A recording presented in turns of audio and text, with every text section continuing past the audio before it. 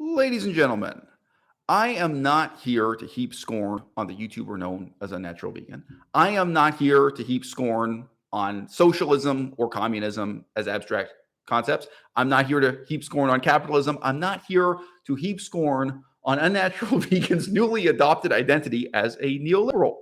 I think that the new videos that Unnatural Vegan has been making provide us with a really interesting opportunity to re-examine what neoliberalism means in the 21st century, what socialism means in the 21st century. In the year 2021, we are very much living in the post-Bernie Sanders epoch when the meaning of socialism is going to be questioned and people are going to come up with new answers. What it means to be on the left, what it means to be on the right, and what it means to be on the center.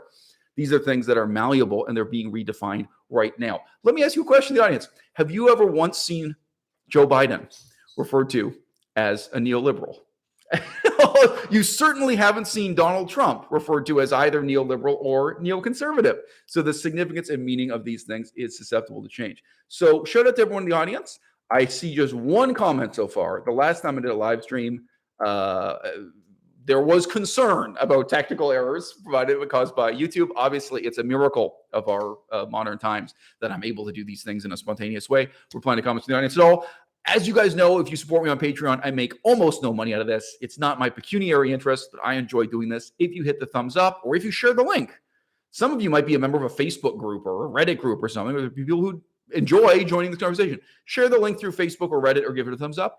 And the reward is we'll all get to react to, hopefully, some more interesting or intelligent comments in the audience. All right, I just got to say here, my bias in this case is positive. If I feel that someone has a terrible YouTube channel and they start making more meaningful content, I'm happy for them. And I'm happy for everyone in the audience. I'm happy for all of us. You know, am I a fan of Unnatural Vegan's YouTube channel, past, present, or future? No, I'm not. But of course, I can recognize that her taking the time and making the effort to talk about concepts like communism and socialism and neoliberalism, this is much more substantive and worthwhile for all of us than 99.9% of her YouTube videos in the past. So, you know, one of the ways to think about these things, I just say, I encourage you to do this in your own meditations on social media and in your interactions with others is, you know, what if this person was my own brother? What if this person were my own sister? You know, I have brothers and sisters I'm terribly disappointed in. But, you know, as much as I may dislike someone, you think, well, if this were my brother, if this was, I'm happy to see they're doing well. I'm happy to see they're doing better. I'm happy to see they're making YouTube videos about something that's more serious or more meaningful or more rewarding for them. And like in Unnatural Vegan's case, I'm happy to see that she's challenging herself, that she's getting out of her comfort zone. It's certainly much better to lead your audience in a discussion of like what really is the meaning of socialism in the year 2021 than it is to engage in reflections on how morally superior she is to other vegan YouTubers who upload images of themselves on vacation with their children, includes me. Because she's so morally superior, she would never do that. She would never put her own son or daughter on camera. This is, you know, to me, this is just not going anywhere. Like, you know, most of her content this way, or, you know, the advantages of having a high protein vegan diet as opposed to, you know, a comparative analysis of different brands of vegan ice cream. Great comment from the audience. Quote, "You look spattered." Yeah, it's hot as hell here. If I turn on the fan, you guys are going to get the background noise from the fan there. You see that? Yeah. So this is likely to be a high humidity video in more ways. So yeah, it's to quote a famous rapper, it's getting hot in here. So, you know, maybe later we're going to take off all our clothes. Okay, so let's get deep. You know, I have very few friends. You wouldn't have guessed this about me. I have few friends, but I put a lot of effort into those friendships. And, you know, one of the things I say to JJ McCullough all the time, it's pretty much a public fact that he and I are friends to some extent. You know, I say to him, look, you know, I challenge him or I encourage him. I say, look, you have to engage in the politics of talking about what it is you want, what it is you desire. It's very easy to engage in politics completely negatively, to just negate what you don't want, what's bad about something to engage in speak, which, by the way, is productive and necessary up to a point. But I mean, obviously, you can imagine if you were the host on a broadcast news talk show, you could every single episode just criticize what you think Joe Biden is doing wrong. and never once state positively what you want. What is your vision of the future? What is your own political platform? What is the kind of society you want to live in? What do you think is the better solution, for example, about healthcare or unemployment, any particular interest? There's a different sort of challenge there. And there's also a different sort of way of revealing who you are as the commentary. The sense you're revealing your own weaknesses and stating what kind of society you want to live in, what it is you desire. Now, so I just say that's the kind of contact I have with him.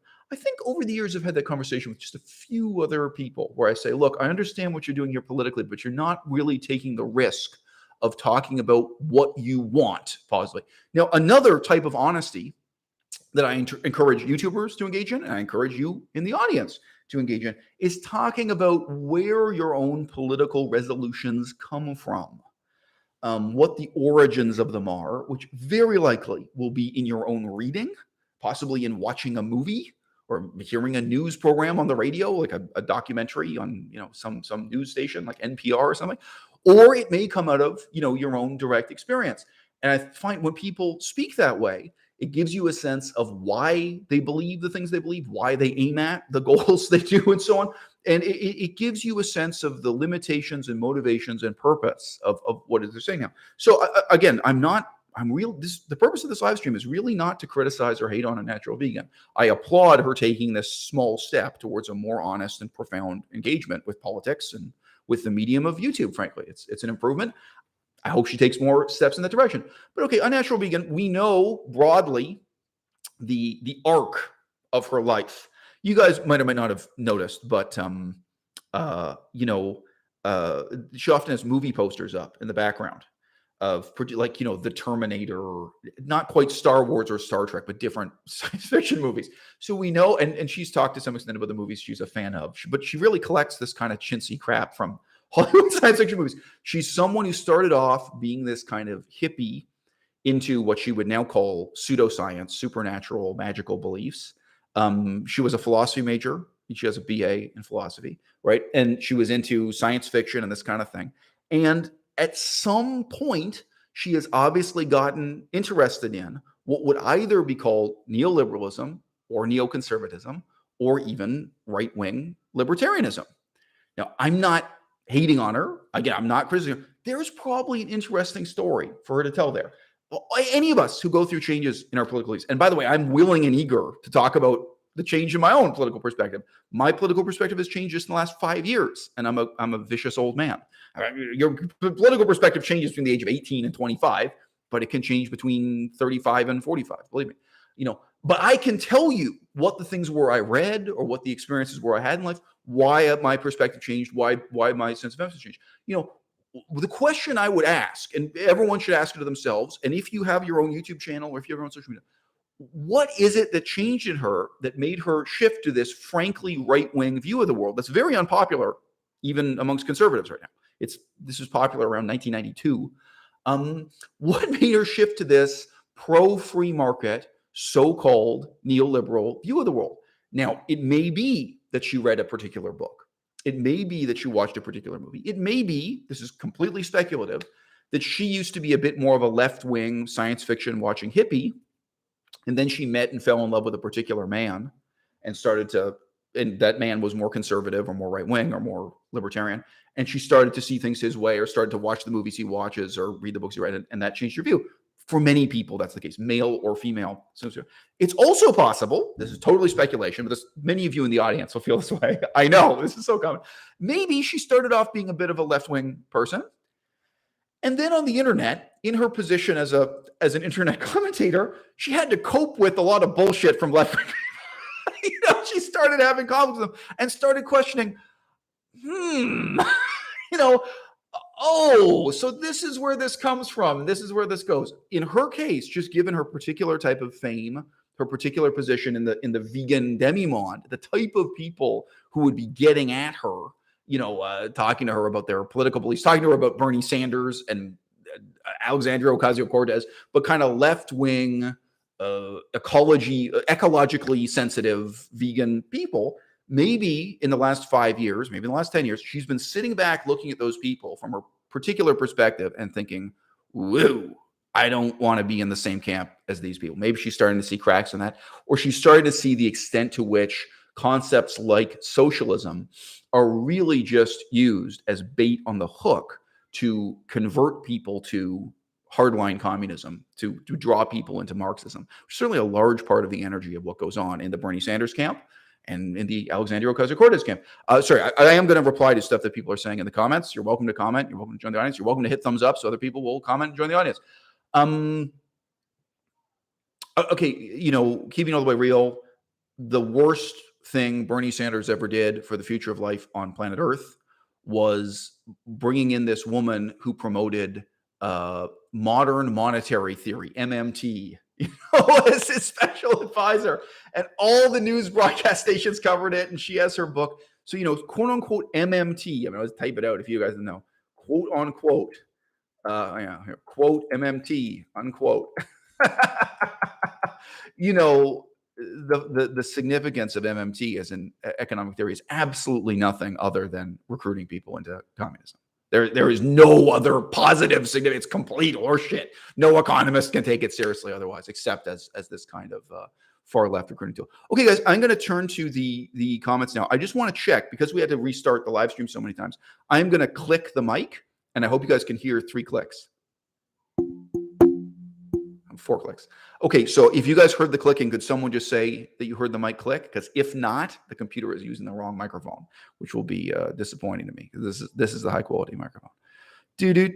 Someone encourages me to do a topless stream and says #OnlyFans. Thank you. I appreciate it. I will just say I got the vaccine twice, so I am doubly vaccinated, as immune as I could possibly be. It really did cut into my workout schedule. I have lost strength and I have gained body fat during the interruptions to my life caused by that. So we have had significant side effects and from our repeated inoculations, however you want to put it. So yeah, I am a little bit disappointed by how I look with my shirt off at the moment, but don't worry. I'm absolutely certain that at age 42, I'm going to make a comeback in no time. No problem. I have complete reckless self-confidence that I'm not entirely confident. It could be all downhill from here, folks. The days of my shirtless selfies, they could be behind me forever. But we'll see. We'll see to what extent I manage to get in better shape. Lazy Baby Chicken says they just got here. Did you miss anything? Yes. I'm sorry. You missed a great. What am I supposed to say? What do you think? The first 10 minutes of the broadcast didn't contain anything of substance? Of course it did. All right, so good question from Nacho. By the way, I regard these questions as totally well-intentioned. So he says, wait, is it neoliberal or is it right-wing? Okay, so this is one of the things I want to say about Unnatural Vegan and about anyone who wants to engage in this kind of discourse, this kind of debate. Okay. Isn't it easier to understand what we mean by neoliberal or any abstract category of political ideologies if you put a human face on it? What is neoliberalism? Who is neoliberalism? Tony Blair. Tony Blair is neoliberalism. Wouldn't it be different if Unnatural Vegan had come on camera? This isn't what she said. If she had come on camera and said that when she looks back at the history of the 20th and 21st century, she thinks the single greatest political leader we've ever had was Tony Blair, and that she thinks the brightest period of the history of the British Isles was the government of Tony Blair. And she feels that the people who have been in charge of England since Tony Blair retired have really been worse, whether they were liberal or conservative, or they do have a third party in England, but it's never in power. Pardon me, whether they are Labor or conservative, I should say. But anyway, they do also have a liberal Democrat party there. And that she really feels that is the way forward, that the future of the United States of America should be more like the government of Tony Blair. Now, she doesn't say that. Right away, if someone were to say that, you know exactly what she means by neoliberal. Now, am I being facetious? No. Tony Blair wrote a book called The Stakeholder Society. I could type it out, but I don't think anyone wants to read it. I will make the reckless proposition today. I think I'm the only person here who has read Tony Blair's book, The Stakeholder Society. Anyone else in the audience who read it, shout out to you. Let me know in the comment section. Did you read Tony Blair's book, The Stakeholder Society? I do not think there is a single human being, left, right, or center, anywhere in the world who is holding up Tony Blair's book and saying, this is the future of politics. This is the way to go. Tony Blair had it right. There is no one who remembers his long period in power positively under any heading. It's not remembered well in terms of foreign policy, in terms of domestic policy, in terms of the economy, anything.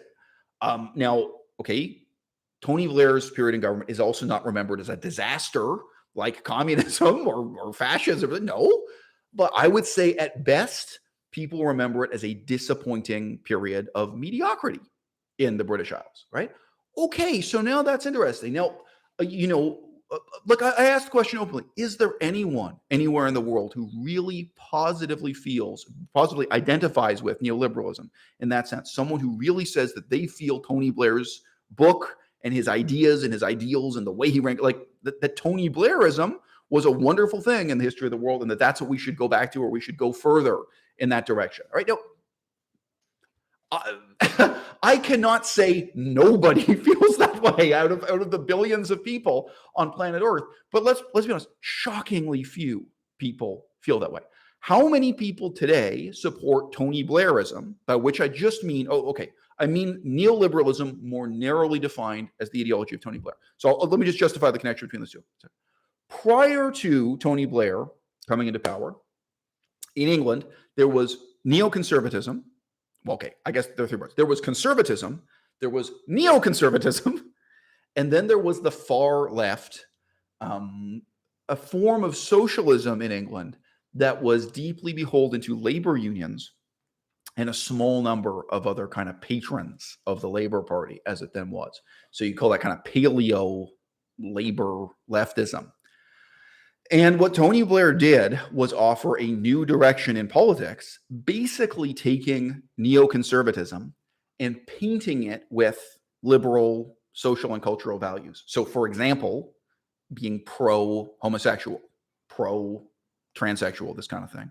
And also just in favor of having a more generous approach to healthcare policy, more in terms of government spending.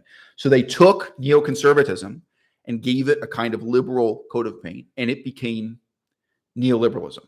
Now, the contrast between neoconservatism and neoliberalism is very slight. However, the contrast between Tony Blair's Labour Party and the type of Labour Party that existed before and after the dominance of Tony Blair is extreme, right? So, like Tony Blair, it was totally epoch-making. It was this total turning upside down of British politics. Turning inside out of British politics. It was an inversion of the natural order as they'd seen it. You had for the first time a nominally left-wing party, nominally left of center party that was preaching decentralization, deregulation, small government, fiscally responsible government, the old-fashioned 19th century sense of liberal, free markets, and what I would consider a recklessly corrupt view of government and private industry working together rather than against each other. That is my opinion. I think that's a huge factor in neoliberalism and what was successful and what was unsuccessful, but it was the idea of what the relationship between government and the private sector was. So that goes beyond the specific claim about deregulation. But this is really a broader idea that big business and the government can be friends. So, one symptom of that was that governments, including the United States, they stopped enforcing antitrust laws. They stopped seeing monopoly and corporate power as their enemy, which it had been at least since the 1930s.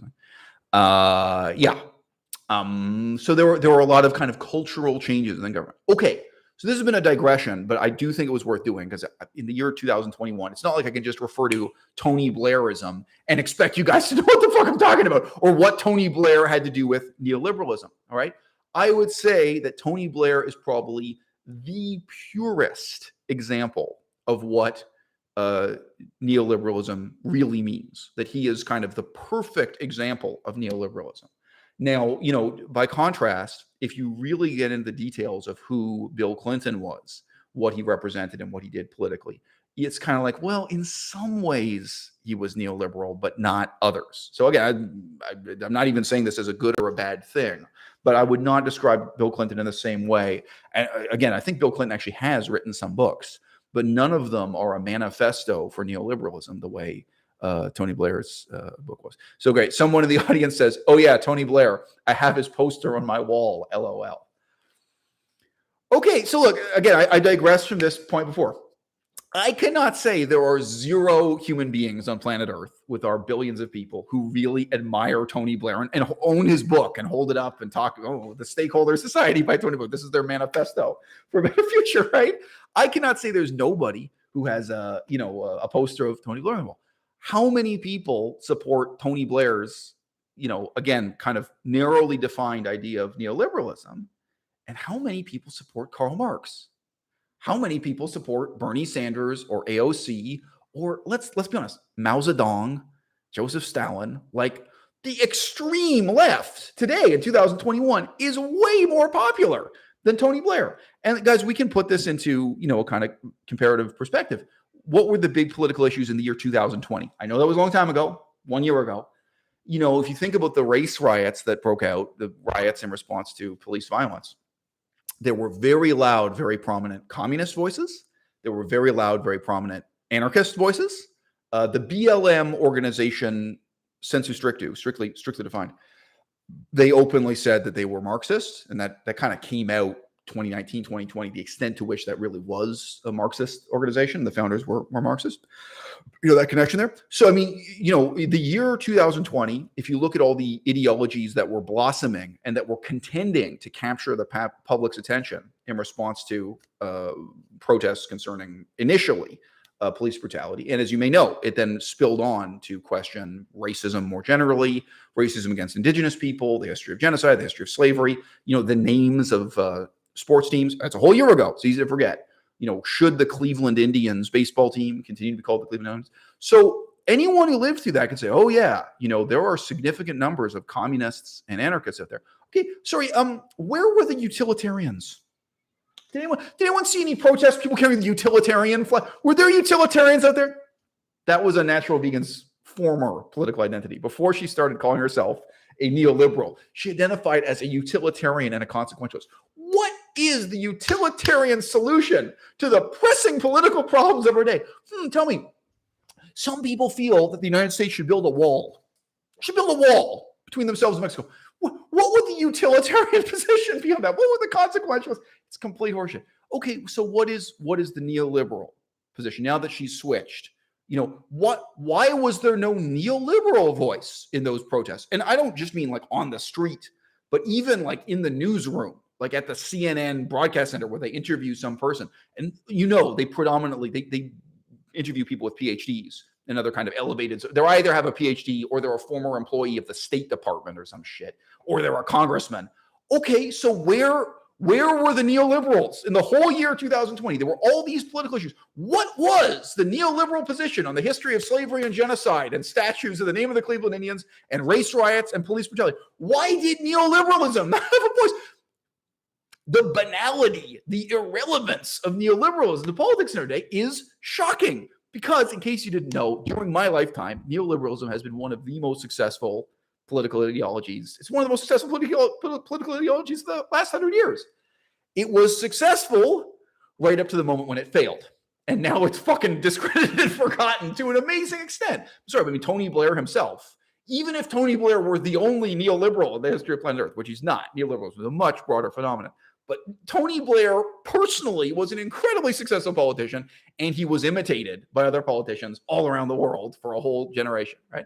So it was incredibly successful, and now it is gone. Now it's more marginal than the communists and the socialists, or the anarchists, or a lot of other voices. That also is, So I just mentioned. So by the way, before I said, it's important to be honest about your own kind of origin story for how you got interested in these things, what it is you read or what movie you've seen or something like that.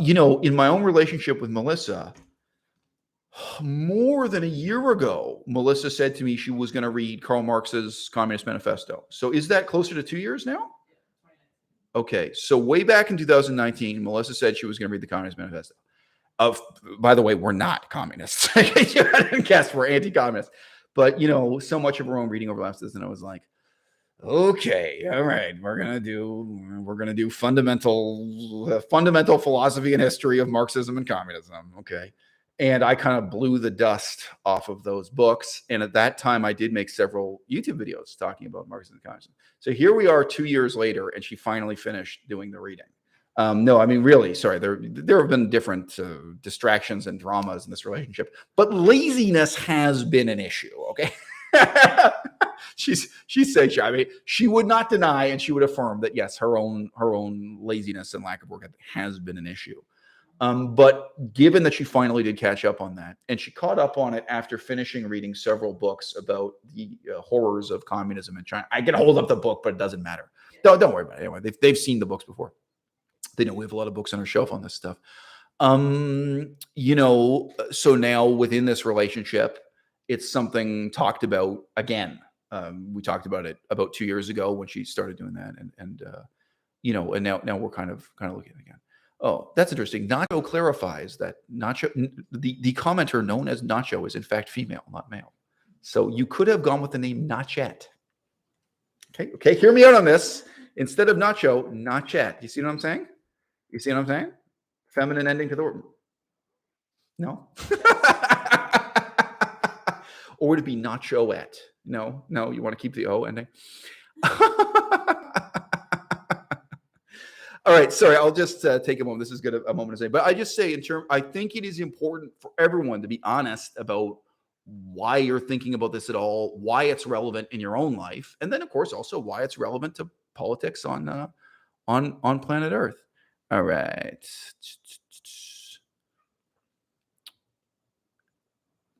Right. So Ryan Michaels comments. Now, Ryan could be male or could be female. Yeah. There's also an example. It's a woman's name once in a while. Yeah, there was that one Hollywood actress. There was a woman named Ryan. I remember there was a woman on Star Trek. I'm not a Star Trek fan, but I remember. But I remember the time thinking, really? I'm sorry. Anyway, so Ryan Michael, perhaps male, perhaps female, comments that he or she remembers the backlash Unnatural Vegan got from her videos against BLM last year, and then says maybe that swayed her politically. Right. I mean, and I wouldn't ridicule her for that. You know what I mean? I think that's a sincere thing that people go through. I mean, I think a lot of people, maybe at first they felt that BLM was a completely positive thing. I mean, the actual catchphrase, you know what I mean, that draws you in. And then you start to see who those people are and what their agenda really is and what's going on. And you maybe start to criticize and reconsider, what is going on in the far left. I know someone who identifies as a conservative and who admitted to me that he supports Joe Biden more than Donald Trump. Obviously now it's comparing apples to oranges. It's comparing what Joe Biden's been doing in the last year to what Donald Trump. It's like, yeah, well, that's not really surprising because Joe Biden is a moderate conservative. What are you going to say? But I mean, those types of things, you guys probably know I have some appreciation for Joe Biden. Some, I am probably further to the left than Joe Biden on some issues at least, but there are some issues I'm very happy with Joe Biden on, And, when I talked about Bernie Sanders, it's like, well, there were some issues I was further to the left than Bernie Sanders on, but there were a lot of issues I'm further to the right on than Bernie Sanders on. So I mean, when you deal with things in that kind of nuanced way and don't deal with these kind of jejune, self-instantiating and self-justifying political categories, that's the way people think about socialism, right? Oh, well, socialism, which just instantiates itself and justifies itself. Okay, and now I'm just going to evaluate whether things are good or bad by whether or not they fall into this category that we've called socialism. So it's a fundamentally religious way of thinking of politics. Anyway, this is digressing from saying, yeah, it may be, maybe Ryan is correct. That was a turning point for Swayze. And her videos would be more honest and more interesting and more rewarding if she said that. Let's say she got this criticism of BLM. Maybe she went and watched a particular documentary movie. Maybe she read a particular book. You know what I mean? There's a book I haven't bought because I don't have time for it. I can get it off of Amazon. I'll give you guys the link for this, just if you're interested. But this is a book by a guy who's considered right-wing. What is it called? I think his name is... Here we go. I got the link. So the title is Unmasked, Inside Antifa's Radical Plan to Destroy Democracy. So now this guy is, all right, how much of this link do I have to post? I think this will work. Sorry, when you get a really long URL. Anyway, so this guy is considered some kind of horrible right-wing person. But I got to tell you, I've listened to interviews he's done and so on. I've heard his point of view. And I thought he was raising a lot of worthwhile warnings where he just basically traced back the pamphlets going around with these organizations. Said, well, who's publishing the pamphlets? Who is behind these organizations that sometimes describe themselves as anarchist, sometimes as communist, sometimes they hyphenate it. And, guess what? These are pretty terrifying, hardcore communist revolutionary people. This is what their agenda is. I felt that was a really worthwhile, sincere thing, even if the guy is a bit of a right-wing wingnut or something, like even if he personally has some defects of character. So, I'm just saying it is possible that a natural vegan read that very book. It's possible she read one of these books looking at what's really going on in the left wing and what is they're demanding. So, I mean, likewise, I've given the example of so-called MMT. There are all these things that could lead to a deeper reconsideration of one's affiliation with or flirtation with the left. All right, scrolling ahead here. Okay, here's a question for Melissa. Did Melissa have friends that got into radical feminism? Lots of women fall into these theories of patriarchy and then turn and become traditionalists. So I think the answer is no. You want to just stand up? Just come closer. Sure. One of my roommates majored in women's studies. Yeah. I would say she was more of a feminist, but I'm just going to be honest. I didn't really talk about. I had very shallow relationships with people in college, so I didn't even get into that. Yeah. Discussing political and philosophical feminist ideas. Right. So I don't. But broadly speaking, Melissa's life was not a hotbed of profound political controversy before she got into bed literally with me. I mean, I think that, part of what makes our relationship work, or what made it eventuate in the first place, was, that Melissa had this desire to have a more meaningful life and to really be engaged with the seriousness of these things. But the people she was surrounded by, high school, university, or in the workplace or otherwise, there wasn't any, there wasn't any engagement with these things. And no offense, but we can say that about your family too. You didn't grow up in a politically active or divided, you had a family with a lot of my family were just bumpkins, right-wing, redneck, live in the woods type of people, also, right. Work in a factory type people. But they were not people who were seriously discussing, the news and politics of the day. It's, just broadly speaking, not every family is like that. So you guys know my own family background is very different. So I think Melissa was, yearning for a life that was more serious, engaged in those ways. But I have had other girlfriends.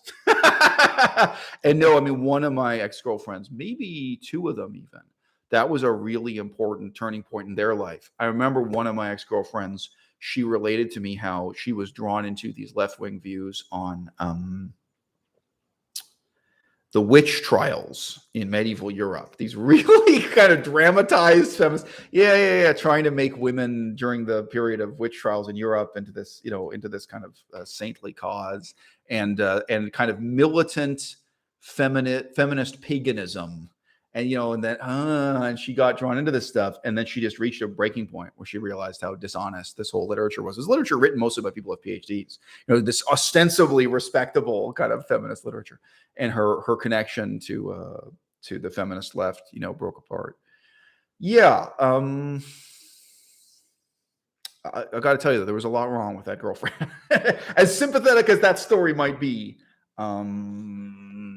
yeah. I blame her more than I blame the people with PhDs in that equation. Yeah, what were you going to say, babe? Yeah, I took one class that was cross-listed with women's studies. It was an English literature course that was similar to that, where you're talking about the witch trials. It was a women's literature course. So, but that was basically my exposure to feminism. It failed to radicalize you, this one. Yeah, sure. All right, so good question. Off topic, but in some ways right on topic. So yes, some Orion comments again. Interjections into British politics by Tony Blair today are met with derision by the general public. Yes, and it is remarkable the extent to which, Tony Blair's star has faded, and he has become, he has become a laughingstock, or just he is not taken seriously, neither in the present tense nor in the past tense, as an important political leader. Okay, so here is an interesting comment by Rory Tobori. He says, quote, Marxist means a lot of different things to a lot of different people. To some, it doesn't even mean anti-capitalist, merely critical of capitalism. Can't put so much stock into a theory. Okay, so Rory, I understand where you're coming from here, but I really have to challenge you in your own life, in politics, in religion, and everything else. I think you have to let go of this habit of mind, of this tendency of thought. Okay, you don't get to say Islam means a lot of different things to a lot of different people. You don't get to say Buddhism means a lot of different things to a lot of different people. Okay, Islam is defined by the writings attributed to the Prophet Muhammad, the Quran and the Hadith. You know what I mean? We can talk about what is and is not Islamic very precisely and very definitively, and that's it. And nobody gets to change it. You get to make up your own philosophy. You can have a new religion or a new movement or something. But no, there is one definition of what the Islamic religion is forever. Fucking deal with it. And obviously, like when you're talking to Muslims, they will get incredibly defensive about slavery, about the status of women, about how many wives the Prophet Muhammad had. Look it up. It's more than you think. He had a lot of wives, okay? Some of them very short term. Some of them didn't work out. A lot of marriages in that guy's life. The sex life of the Prophet Muhammad and these things. Guess what? Everybody gets to have their own opinion. Nobody gets to have their own facts. This is what Islam is, and this is what the life of the historical figure Muhammad was, and that's it. So no, it's really a very false mode of thought to begin or end by saying Marxist means a lot of things to a lot of different people. Now, I'd point out, even in this discussion, for those of you who've been here for the whole 36 minutes, and by the way, I encourage you to hit the thumbs up button. I encourage you to share the link. If you know people on Facebook who should join us on, we should have more thumbs up at this point, 36 minutes. And you can change your mind later. If you decide it's a bad live stream later, you can undo the thumbs up. You can hit thumbs down instead. You can do it. You can change your mind. But hitting thumbs up will help some more people join the discussion. And as you can see, I'm happy to reply to this. Okay, but look, I began this video now 36 minutes ago by really clarifying what neoliberalism means, which is something Unnatural Vegan fails to do, right? There is one narrow definition. There is one meaning of neoliberalism, and it's not useful. It's also kind of not fair to say, oh, well, everybody gets to define neoliberalism in their own way.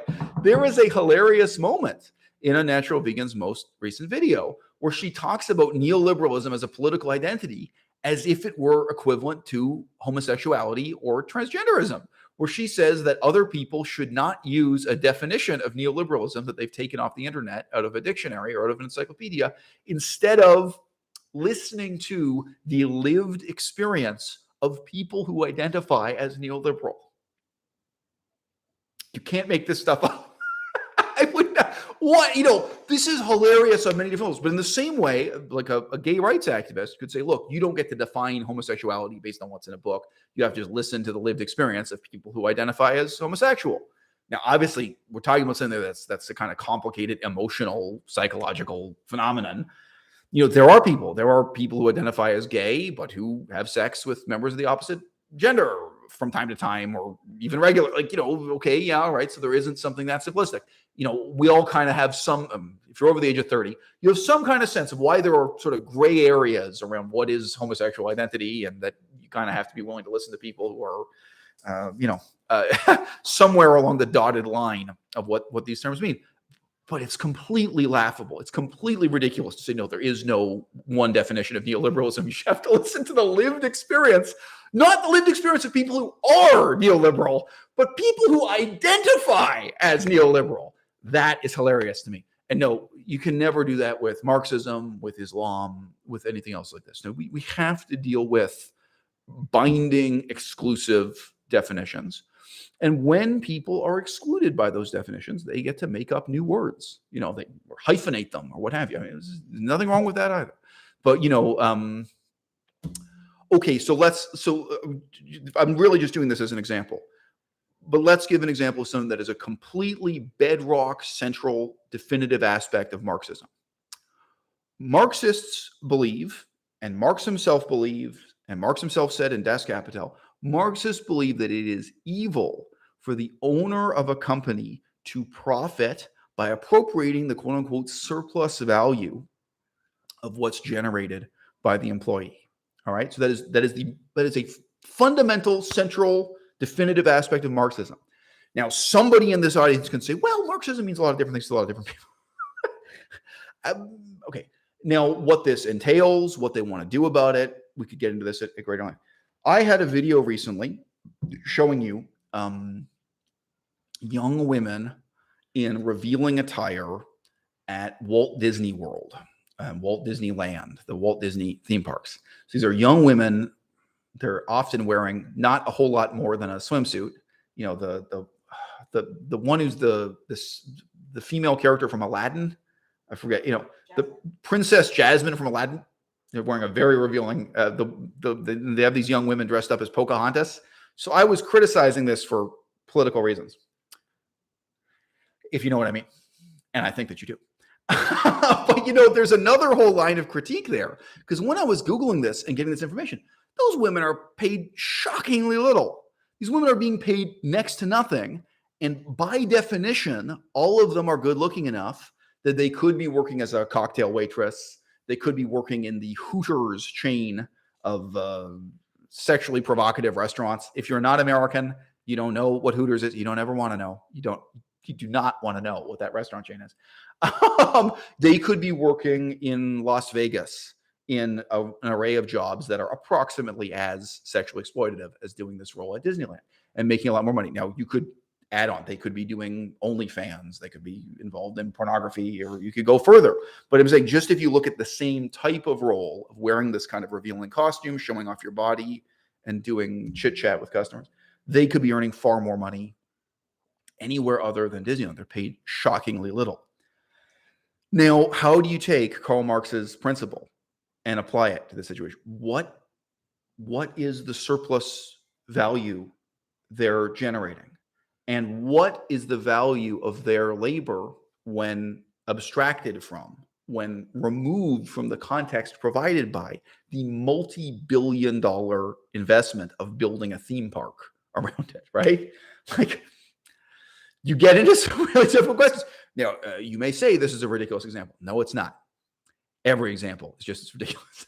To try to figure out like this philosophical concept, like the idea is that you as a worker are generating $30 an hour worth of value and you're only being paid $15 an hour or maybe $12 an hour, whatever you're being paid, that we can calculate this and then we can figure out the extent of the theft or crime being committed by the owner. Well, the owner in this case has to own and operate the whole Disneyland theme park just so that you standing there and smiling at people is perceived to have some kind of value. You know, like you doing this in the middle of a grassy field, it's just not the same. You know, without that context, people are not going to pay these amounts of money to just come chit chat with you while you're wearing a costume in a grassy field.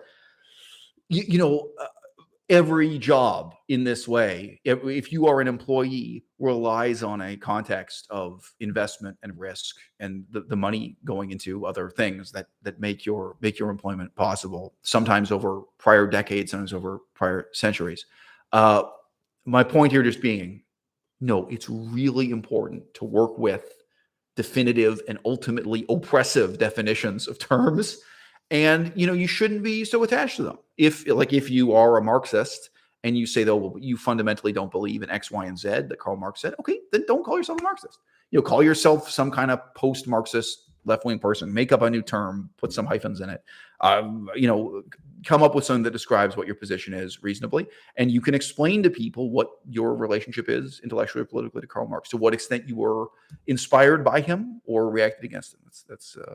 That's completely reasonable. Okay, so one little objection here from Wicked Energy, who again could be male or female. As a broadcaster, you are actually in the position of attributing genders to people all the time. Wicked Energy says simply, here's a grammatical error. Careful now, Wicked Energy.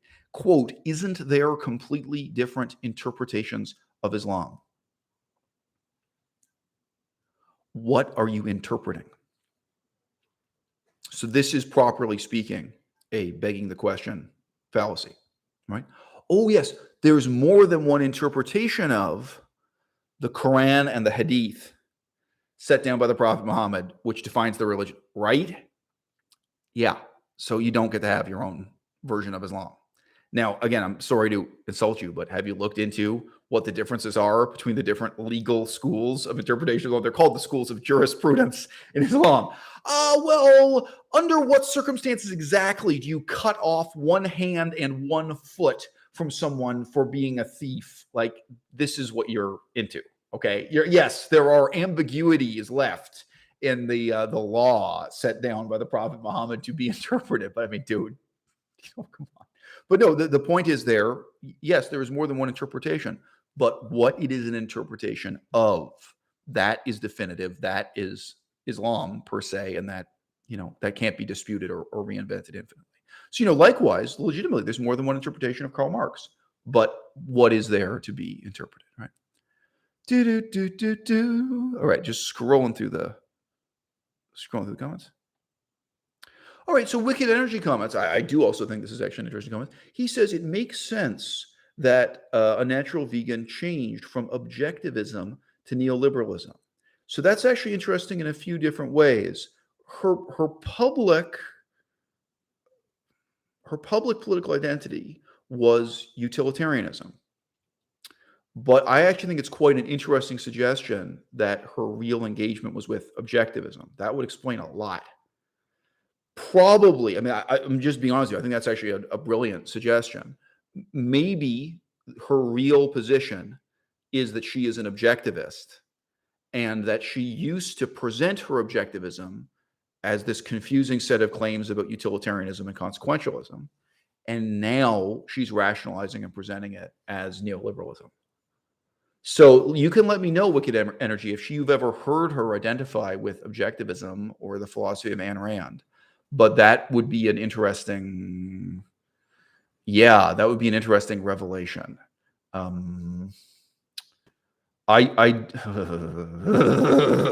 Chilling plot twist. Okay.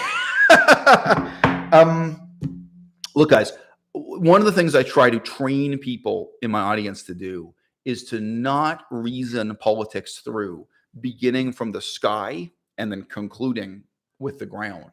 Not to begin from abstract diagrams on a chalkboard and then to impose those abstract notions on reality in the real world. The big question here for the past, present, and future is, what is the meaning of socialism? What is the meaning of capitalism? And what is the future of a society that ineluctably will involve aspects of each? If I take one young man who grew up in Kansas and I send him to live in Japan for a year. So this is a young man who's lived his whole life in Kansas. All he's ever known is Kansas in the United States of America. And I take one young woman who has been born and raised in New Orleans, and another young man who has been born and raised in Detroit, and another one who's been born and raised in Oregon. And again, each of these people, they spent their whole life just in this one city in the United States. And these four people, I sent two of them to live in Japan for a year and two of them to live in Denmark. At the end of this experiment, I bring them back and I interview them. And let's just say hypothetically, all four of them say, wow, that they're really impressed with this foreign society they've been living in. They say, you know what? Whether it's Japan or Denmark, these people have a really great economy. They have a really great system of government. There are a lot of things they're doing right that we're doing wrong in the United States. There are a lot of ways in which everything just works better here. All four of them come back and say that they think the United States could be improved by imitating some of the things, or maybe everything, that's going on in Japan and Denmark, respectively. And then I asked those people, the four people, why do you think that is? It's completely possible that one person who went to Japan would say, oh, it's because of socialism. And that the other person who went to Japan would say, oh, it's because of capitalism. It's completely coherent to analyze what Japan is doing right and in what ways Japanese society is superior to American society. You can analyze that as being because of socialism, and you can analyze it in terms of being because of capitalism. You can make both arguments, and you can even explain exactly the same phenomena in Japan by indicating it as, or explaining or interpreting it as either socialism or capitalism. And we can say the exact same thing about Denmark. Someone can go to Denmark, live for a year in Denmark, come back to the United States of America, and they can say Denmark is better than the United States because of socialism, the role of socialism in the society, the extent to which it's socialism, social services that are socialist, aspects of the government, aspects of the economy that are socialist. And they could come back and make the argument on the basis of capitalism, that, the Danish are getting capitalism right. Okay. This is a way of thinking about politics that doesn't proceed from the sky to the ground. It proceeds from the ground to the sky, right? Like, we're working with real world, tangible examples with human faces and human costs and human implications. We're understanding those. And then we're questioning, to what extent does this fit into a category that ultimately just works as a kind of catchphrase or convenient designation? Like, it's not the case that the things that are right with Japan are right because the Japanese people became slaves to the ideology of socialism and tried to live up to its dictates. It's also true the people of Japan did not become slaves to the ideology of capitalism or free market liberalism and try to live up to its dictates. And this becomes clear when you compare multiple capitalist societies or multiple socialist societies. There's no doubt the elephant in the room here is China, right? The 1.3 billion population elephant in the room is China. Have you ever lived in China? Would you rather live in China than Iran? I'm pro-democracy. I think democracy is better than dictatorship. I think democracy is better than communism. Iran is more democratic than China. Iran has some democracy. China has none. Guess what? I'd rather live in China. I'm completely pro-democracy. I think it's immoral to live in a city in China and where you ask, oh, who's the mayor? Nobody voted for him. Nobody elected him. Who's the governor? Nobody voted. Nobody elected him. Who's the prime minister or the president? Nobody in their government is elected. It's ridiculous. To me, this is a moral problem, right? I think democracy is morally superior, but I don't think Iran is superior to China, right? Well, you get into other Muslim majority countries. How about Saudi Arabia or something? There are Muslim countries so awful politically that you could say they would be improved by adopting the system of government that China now has. Right? So for someone who's an anti-communist, I'm a total anti-communist, right? This is admitting that these examples in the real world exist on a paradoxical spectrum. There are some capitalist societies that are worse than some communist societies. There are some undemocratic societies that are better than some democratic societies, right? These are the paradoxes we live with. So, there is a sense in which we can say, what is the fucking point of these abstract categories that we treat as being more real than reality, where we start by putting them on the chalkboard and reasoning from those as first principles instead of reasoning from empirical experience in all its richness and all its contradictions, right? So this is the kind of thing I'm trying to train my audience to be sensitive to, because that's not the way in every country I've lived in. That's not the way we're trained to think in school.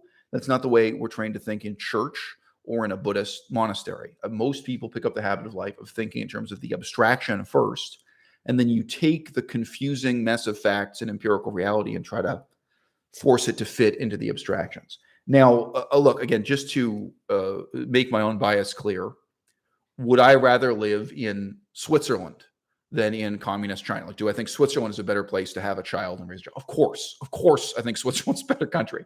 And democracy is a huge part of that. And Switzerland has its own mix of democracy, capitalism, and socialism. It can be taken as a model. It's not utopia. It's not paradise. It's not perfect, right? But I'm just saying, my point here is not that I think life in China is absolutely wonderful.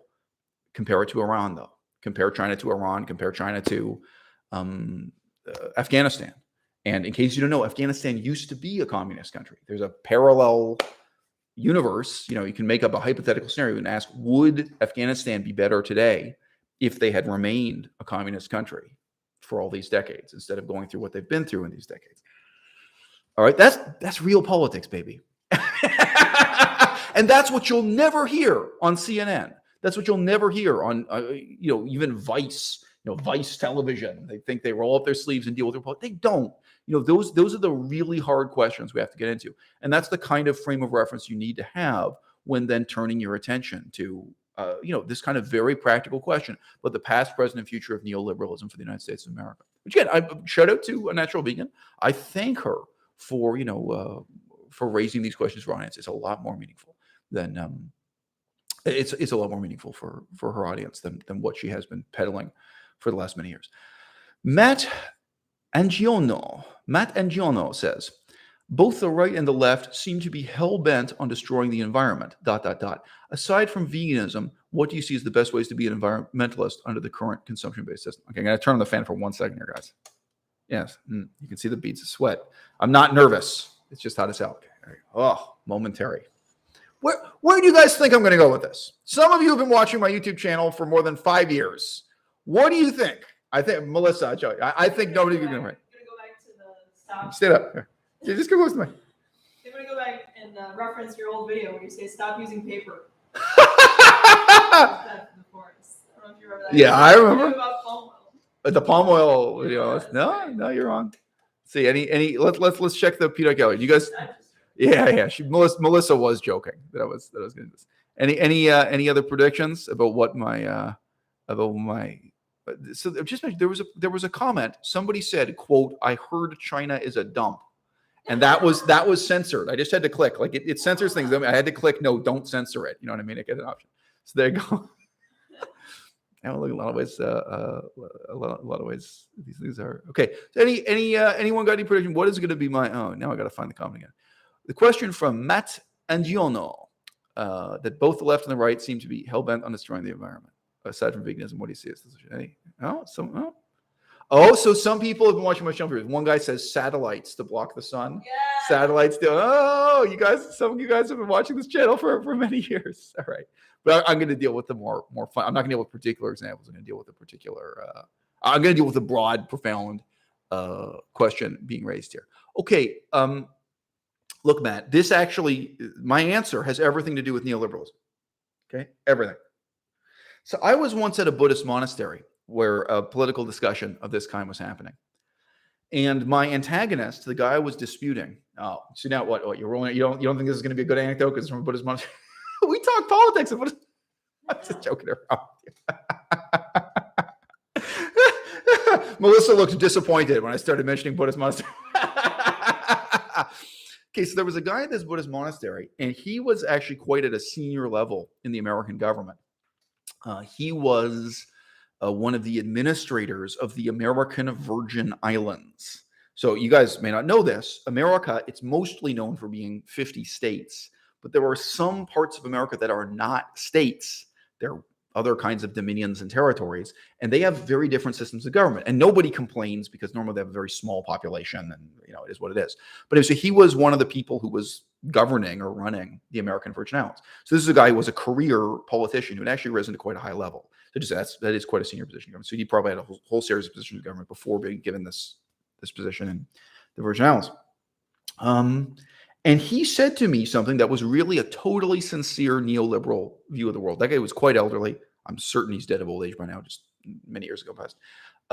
He was not vegan.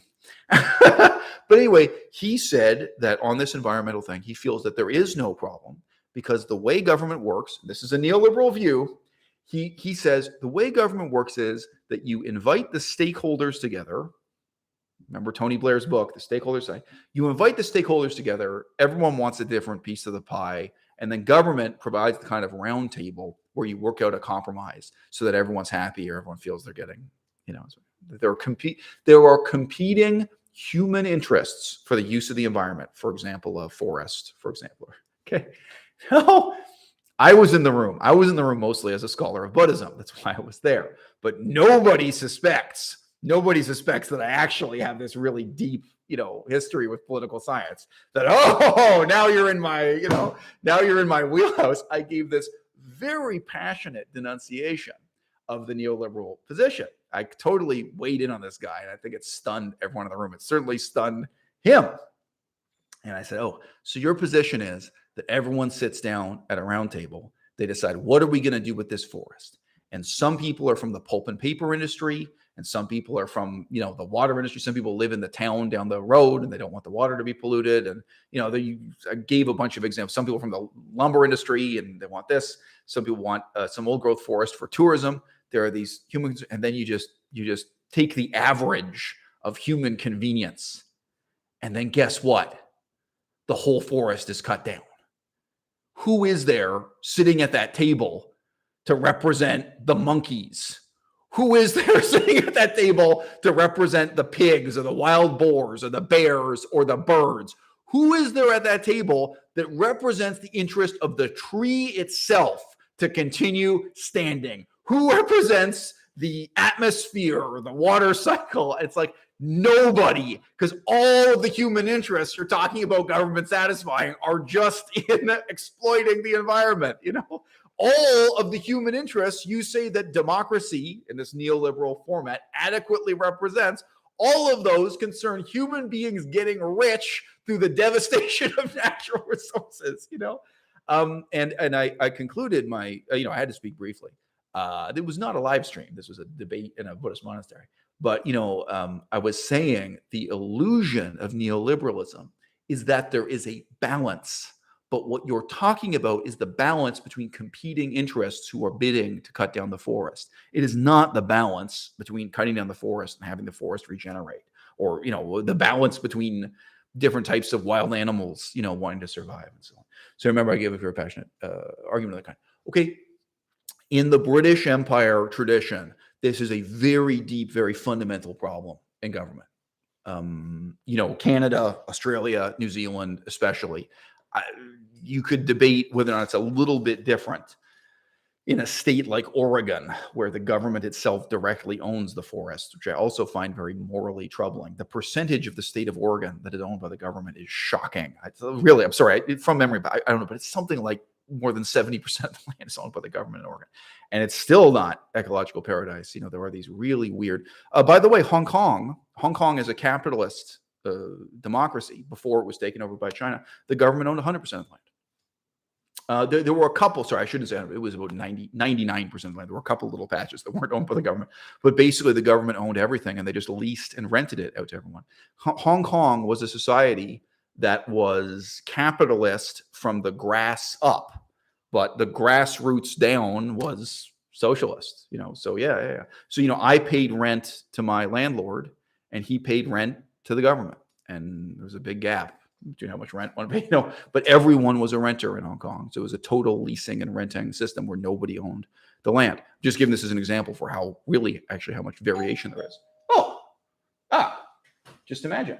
Okay. Well, a delivery. I almost never hear that. Hello. There you go.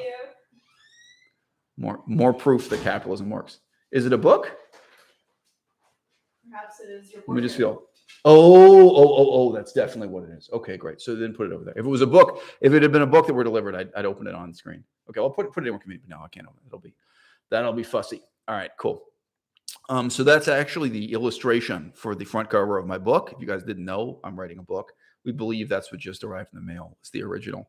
So I'm going to try to photograph it again in higher quality to be the cover of my book. I am trying to finish a book on politics called, the title is No More Manifestos. All right. Okay, so look, I think I have answered that question. I could go on and on, but on a very fundamental level, what is the relationship between government and the land? What is the relationship between government and the biome? I don't want to use language that's too pretentious. What is the relationship between government and wild animals? These are really profound flaws in democracy, quote unquote democracy, in the British parliamentary tradition. Now, I just say very briefly, there's a different idea of democracy that comes from ancient Athens. There's a different idea of democracy that comes from ancient Rome and ancient Sparta. There is more than one idea of democracy, but that British parliamentary system of democracy, there is no representation of and no interest in. What neoliberals would call ecological services. And I'm sorry, but it's a huge fundamental flaw. Now, just very briefly, how have we coped with this flaw? Basically, by private foundations buying land and turning them into parks, turning them into nature preserves. Governments do that also. The government just decides to declare something a tourist attraction, basically. This is the only reason why the environment hasn't been totally destroyed in parliamentary democracies. And that's basically taking land outside of the scope of parliament and of democracy, making it into something like Disneyland that exists as a kind of fiefdom unto itself.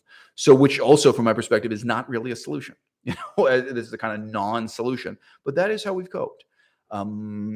France likes to boast that they have a huge amount of land under this kind of conservatorship. I don't know what you'd call, and it's a joke, bro. I mean, go and visit the wild boar hunting grounds in the south of France that they describe as a national park. There is no ecosystem. I'm sorry, but what actually happens in these things? It's a huge fundamental problem. Sorry, by the way, anyway, okay, I could go on and on, but I do care about ecology. But no, I mean, I would really say one of the most profound fundamental problems with what we commonly call democracy in the West is this. And I've got to tell you also, I think it's an incredibly simple problem to solve. I don't think there's anything sophisticated or difficult about it. I mean, like, how do you integrate transgender people into the military? It's difficult. It's not something you can, some people say, oh, it's easy. Look at, it's easy. I mean, no matter how good your intentions are, what is going to be the standard of what is going to be the lived experience of transgender people in the military? This is not going to be easy to iron out, guys, including you guys may not know this. Google it. Wherever you live around the world, what is the status of women with breast implants in the military? If you're a biological woman, you're a born female, guess what? There are restrictions and limits on the size of breast implant you can have, artificial breast implant, or whether or not you can have them at all. And it's different between every country. Now, there are reasons for this. Like for the military, they have pragmatic concerns about having women with enormous fake breasts on duty. This is a complex, hard to solve problem, really. It's hilarious. In most of my recent videos, I've been talking a lot about circumcision as an example. How are you actually going to eliminate circumcision in the 21st century?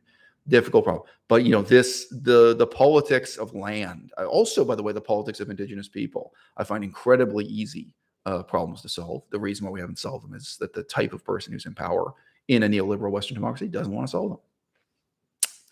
All right, sorry, a lot of great comments, so I'm going to try to run through these.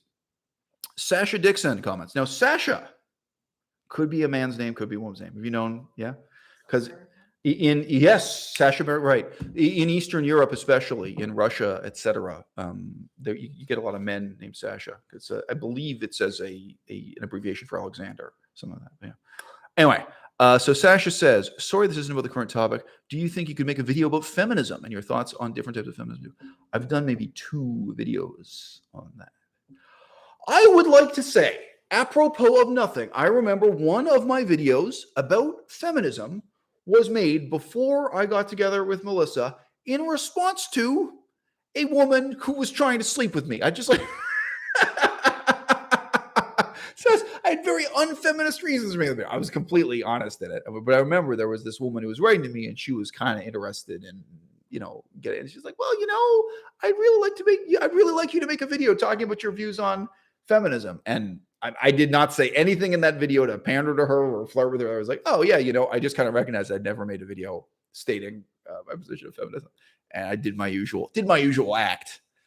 I have no regrets that the romance with that young woman didn't work. You know how we roll here at à-bas-le-ciel. Another question, Isol. These questions are off topic, but what are your views on cultural relativism? Somewhat related to what you're discussing now. And where in Canada do you live? So you should be able to tell from the angle of the sun that I live on the west coast of Canada.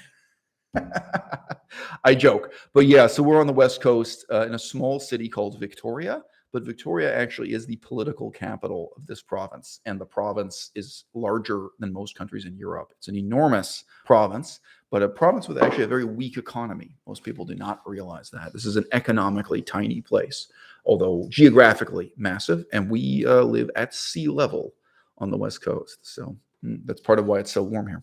Anyway, sorry, great question. Cultural relativism. So look, I mean, I think I've coined the phrase in response to my most recent video of cultural nihilism.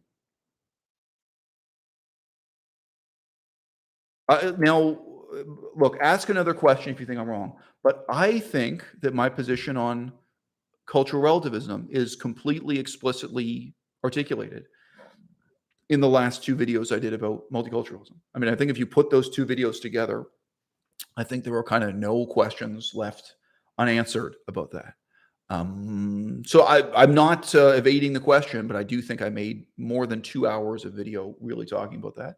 And it's a neat term. You could say that my position, both in contrast to multiculturalism and to cultural relativism, is one of cultural nihilism, fundamentally a critique of the culture of the past with an eye to what will be the culture of the future.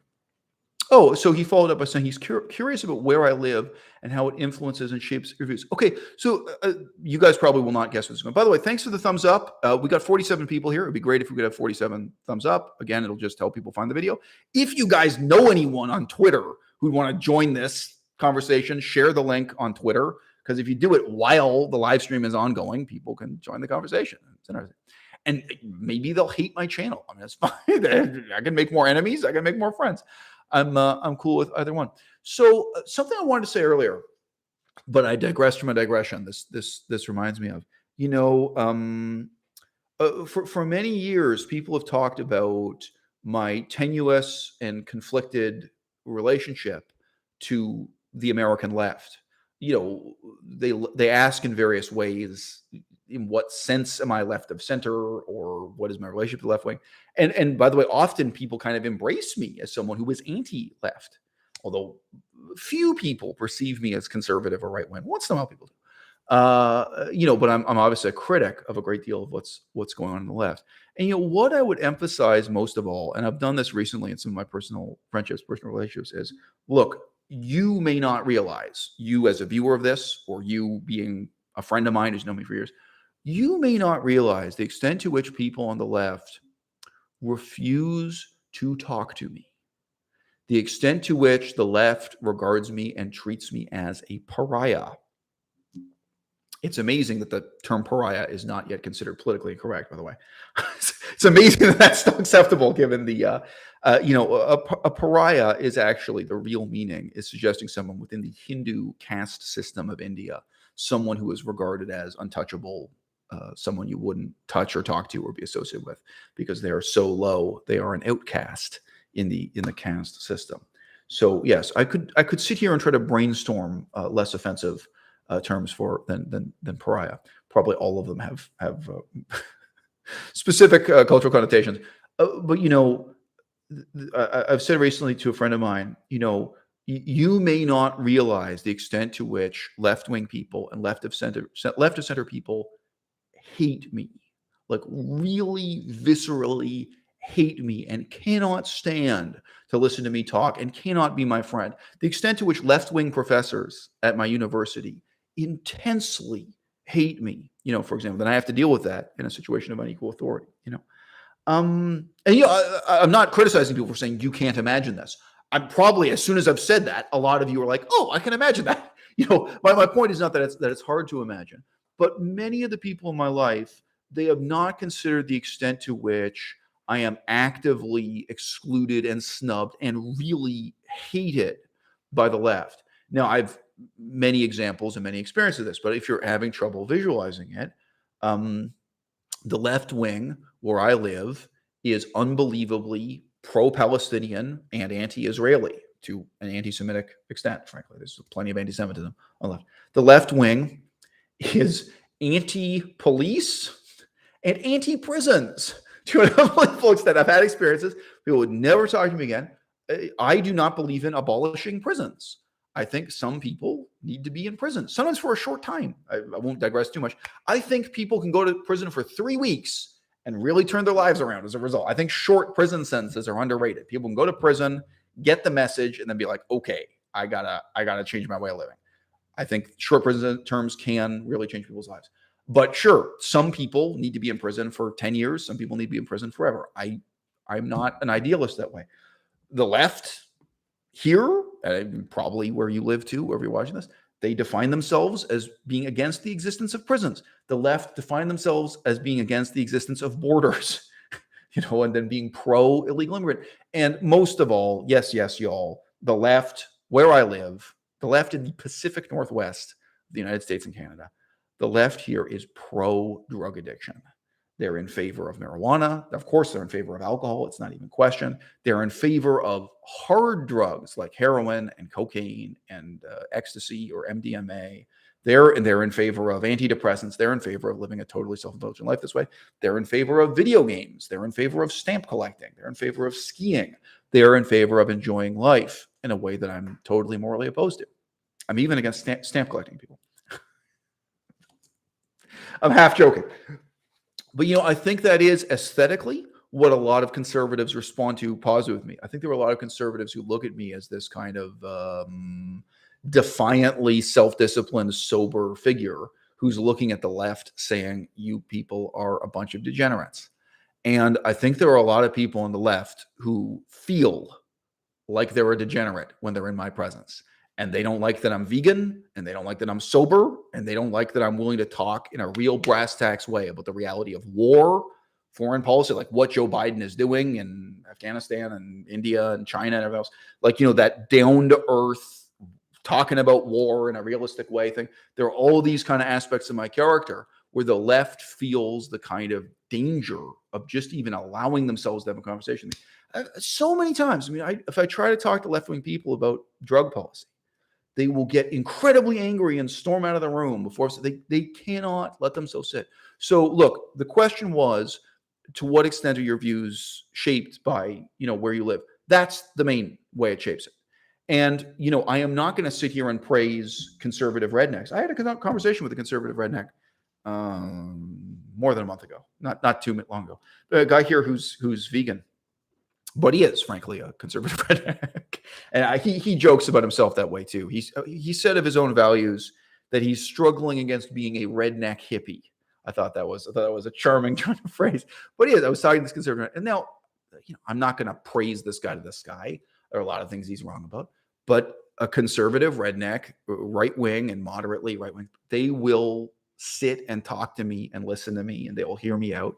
And they will disagree with me. Now, not to put too fine a point on it, I have sat at a table with many of Melissa's relatives, like getting into cousins and aunts and uncles, like, the larger extent of it. I have sat and I have talked to those people. Now, would you say that they were conservative rednecks? Or would you say they were hippie rednecks? They were at different points on that spectrum. Yeah, but, go on, yeah. That the more right-wing were open to yes. Yes. No, you're right. No, that's so true. That's so true. So sorry. So it was a big roundtable situation. That's right. I forgot there were some left-wing people in the room. That's true. And the left-wing people, they stood there like, it's kind of lemon-faced disapproval. There were maybe 3 left-wing people in the room, and then there were all these conservatives who were, at that time, like most of them, they weren't right-wing enough to really support Trump. They were probably people who would more support, like George Bush or something. Like they were kind of conservative Republicans, but not that far, not really dumb enough to be a Trump person. Not extreme enough to be a Trump person. But those people were totally delighted to talk politics with me. They weren't just tolerating it. They were really animated. Oh wow, here's this guy with this perspective. So yeah, you're right. I forgot. No, it's true though. But the fact that the left wing, they really stood there and said nothing. Yeah. I forgot about them. They were in the room. That's right. Yeah. So yeah, wow, that's a telling. So anyway, there you go. There's a really full answer to that question. All right, a slightly tangential question. I am working my way through the comments. I see TCAT is in the house. Shout out to TCAT. What are your thoughts on the recent vegan society controversy with pro-intersectional anti-capitalist trustees quitting due to supposed racism, etc.? Okay, Ryan, here's my answer. Talent is scarce. There are very few talented people you can work with. Like, look, if you go to Hollywood and start making movies, which is something I'm apparently going to do, If you start making movies, you think it's real easy to find talented people, talented, hardworking, self-disciplined, sober people who are about the film. You're going to end up working with people, and people are like, why are you working with this cocaine addict? And you'll say, talent is scarce. This is the best guy I could get to do this. Both in front of the camera and behind it, you're going to work with terrible people in Hollywood. People will ask me probably, oh, if you're making this film, why didn't you work with all vegans? Why didn't you have an all-vegan cast and crew? Are you fucking kidding me? Talent is scarce. Okay? Now, and why? Why is talent so scarce? Okay, do you know anyone who knows a lot about politics, who has a degree in political science, who could play an administrative role and a leadership role and a public relations role for a vegan organization? Can you think of anyone like that? And who was years long of a proven track record? I can think of one person, and it's me. Well, tell me, so why didn't the Vegan Society recruit me into one of those positions? During the last couple of years, how much do you think they would have had to pay me? Do you think I would have been saying there like, oh no, dude, $200,000 minimum if you want? Like, but there was, there was one vegan organization. It was private sector that tried to recruit me to do a PR role. I could talk about ever. Very. I don't know how much. I would want to anonymize that example. That is true, actually. To be fair, once someone tried to recruit me. I had a long Skype conversation with the guy, but I decided against it completely. But anyway, so look, talent is scarce. And then beyond that, why is talent so scarce? It's because people are being excluded without even being considered in this way, right? Now, look, coming back to the title of this video, these issues. So same question, how good or how bad a job do you think Unnatural Vegan would do if she was put into the same kind of position of power, but also kind of administration, management, and public relations? All those things are involved with running a vegan foundation. I think she'd do a terrible job. She has some redeeming qualities, but in the whole vegan demimonde, I have very little competition. There are very few people, and like the other people you could even put on the kind of top 10 this way in dealing with politics, I would never want to work with. I would never want to be in a foundation. Who's that guy who does the vegan 3-minute Thursdays? I forget. Right. So like Cranky Vegan, I think he'd be terrible. And I wouldn't want to be in an organization. I don't want to be associated with him. I don't want to be on the same team with him. And he's one of the best. I mean, he's not one of the worst. He's one of the, Vegan Foot Soldier. Like who else is? These people are all terrible people. Talent is scarce. So that's the reality, And now, like if I tried to put together 10 people to cooperate with me in a vegan foundation, probably some of them would be like conservative Christians or something. Because like, who can you work with? Who is not a nut job, who is not incompetent and crazy? There'd probably be people who really disagree with me on some religious and political issues, but it's like, well, you're sober and hardworking and not great. You're not a communist, and you're not a communist. You're not a Nazi, and okay, well, all right, let's try to figure out what common ground. I just mentioned there are vegans who come out of a hunting background who are more conservative and Christian and stuff. They come out of the critique of duck hunting and that kind of thing. They're interested in conservation of the forest and things. I can imagine working with those people. And yeah, there are a lot of scary people you don't want to work with in politics. All right.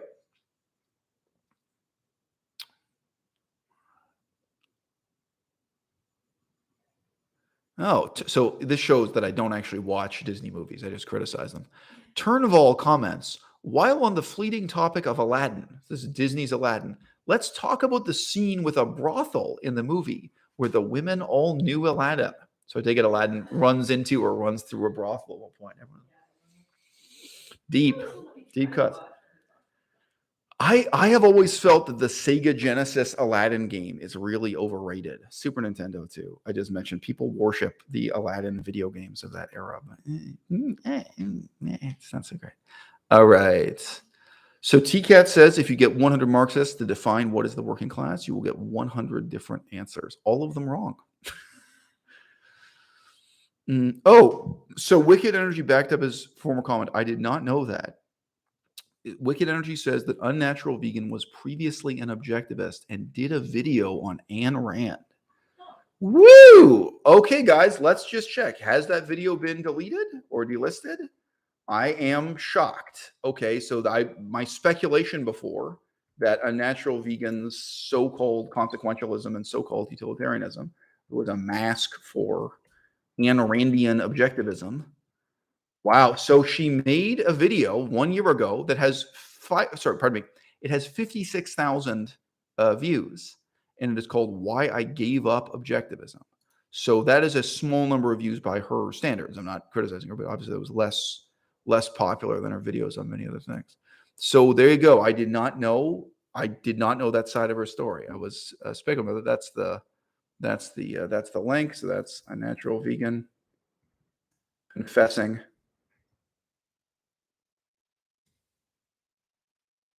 her objectivism. Okay, well there you go. That's an every day. I mean, I guess then we can ask the question, what is stupider? Her former objectivism, which probably did relate to the science fiction she liked. It did. There's a lot of that Ayn Randian objectivism in American science fiction. To what extent is her current flirtation with neoliberalism stupider than her flirtation with objectivism? But yeah, the way she talks about, so let's just address this. The way she always talked about utilitarianism as if the benefits and costs of things are evident to any of the people involved in the political negotiations, that always seemed, bizarre to me. So this is a good time to bring in. I have a question from a member of the audience. This was sent in by a supporter on Patreon. So it's not in the comments now. It's someone who sent me a message via the website, patreon.com, I think. You can support the channel for $1 a month and talk to me there. So this relates very directly to unnatural vegan, utilitarianism, objectivism, neoliberalism. So you'll see. So I'm going to quote this. Person writing from the audience, quote, "Are the minimum standards set by government set by the measurable harm caused to society?" Question mark. So are the standards set by the measurable harm caused by a policy or a problem? And he continues, "If this was the case, then substances like alcohol or meat should be banned from consumption, since alcohol or meat causes more measurable harm to society." Now, I don't know how old this guy is. Like, to me, I read this and like, what are you, 18? Like, what? I mean, you think harm and benefit are like self-instantiating, self-demonstrating, self-defining, quantities, like not even with designing a sewage system or water in the pipes. There is no, self-quantifying measure of harm. Oh, have you not heard of this policy called quote unquote harm reduction? So one of the most popular excuses for the left to decriminalize hard drugs, to make heroin and cocaine legal, not to mention marijuana and everything else, to make fentanyl and all these other opiates addiction, they say, oh, well, it's harm reduction. They seriously claim that there is less harm in allowing people to inject themselves with drugs or smoke crack cocaine than paying the police to enforce the law, put them in prison, kick down doors, carcerate. That's justified as harm reduction. So you're going to sit here and even just entertain the notion. I realize this guy's asking a question. But if you're going to sit here and say, oh, are the minimum standards set by the measurable harm done by a policy? How do you measure the harm done by people becoming addicted to crack cocaine, heroin, other fashionable opiates of our day like fentanyl? How do you measure the harm? How do you measure the harm caused by having the police enforce the law? That's basically the contrast. Politically, many people are willing to perceive the legalization of addictive drugs as harm reduction. So, I'm sorry, this guy, I don't know. He could be 40 years old. He could be 18 years old. People write to me. If they don't tell me how old they are, I have no idea how mature or immature you are. I don't know what shapes this. But to me, that's just laugh out loud ridiculous. And Unnatural Vegan's own reasoning about harm and benefit and utility, it has this similarly teenaged twinge to it, which is a teenage tint to it. Tint is the word. This very strange thing of talking about these things as if they have any kind of self-evident quality. Now, sorry, there are many things about this question actually I despise. So to finish his sentence, he says, quote, "If this was the case," grammar, if this were the case, if this were the case, then substances like alcohol or meat should be banned from consumption, since alcohol or meat causes more measurable harm than circumcision. Close quote. How do you measure the harm caused by people drinking beer or eating hamburgers? I can measure the harm done by circumcision, right? I can measure the number of nerve endings you're being deprived of for the rest of your life. This is a literal physical disability being inflicted through a medically unnecessary surgery, right? Are you fucking kidding me? Like, are you 18 years old? Do you think it is easy to convincingly demonstrate in a democratic society that allowing alcohol, like the legalization of alcohol, causes more harm than prohibition, which is our fancy American term for making alcohol illegal? There's a lot of harm done by making alcohol illegal and enforcing those laws, and we all have experience with it in this part of the world. You know, actually having the police kick down the doors of every speakeasy, every illegal bar. Like, you want to talk about harm on a massive scale. You want to make alcohol illegal, there's going to be harm. You know, really, I'm sorry, most of you in the audience, your own parents and grandparents are going to be thrown into prison because they'll carry on drinking whiskey or something.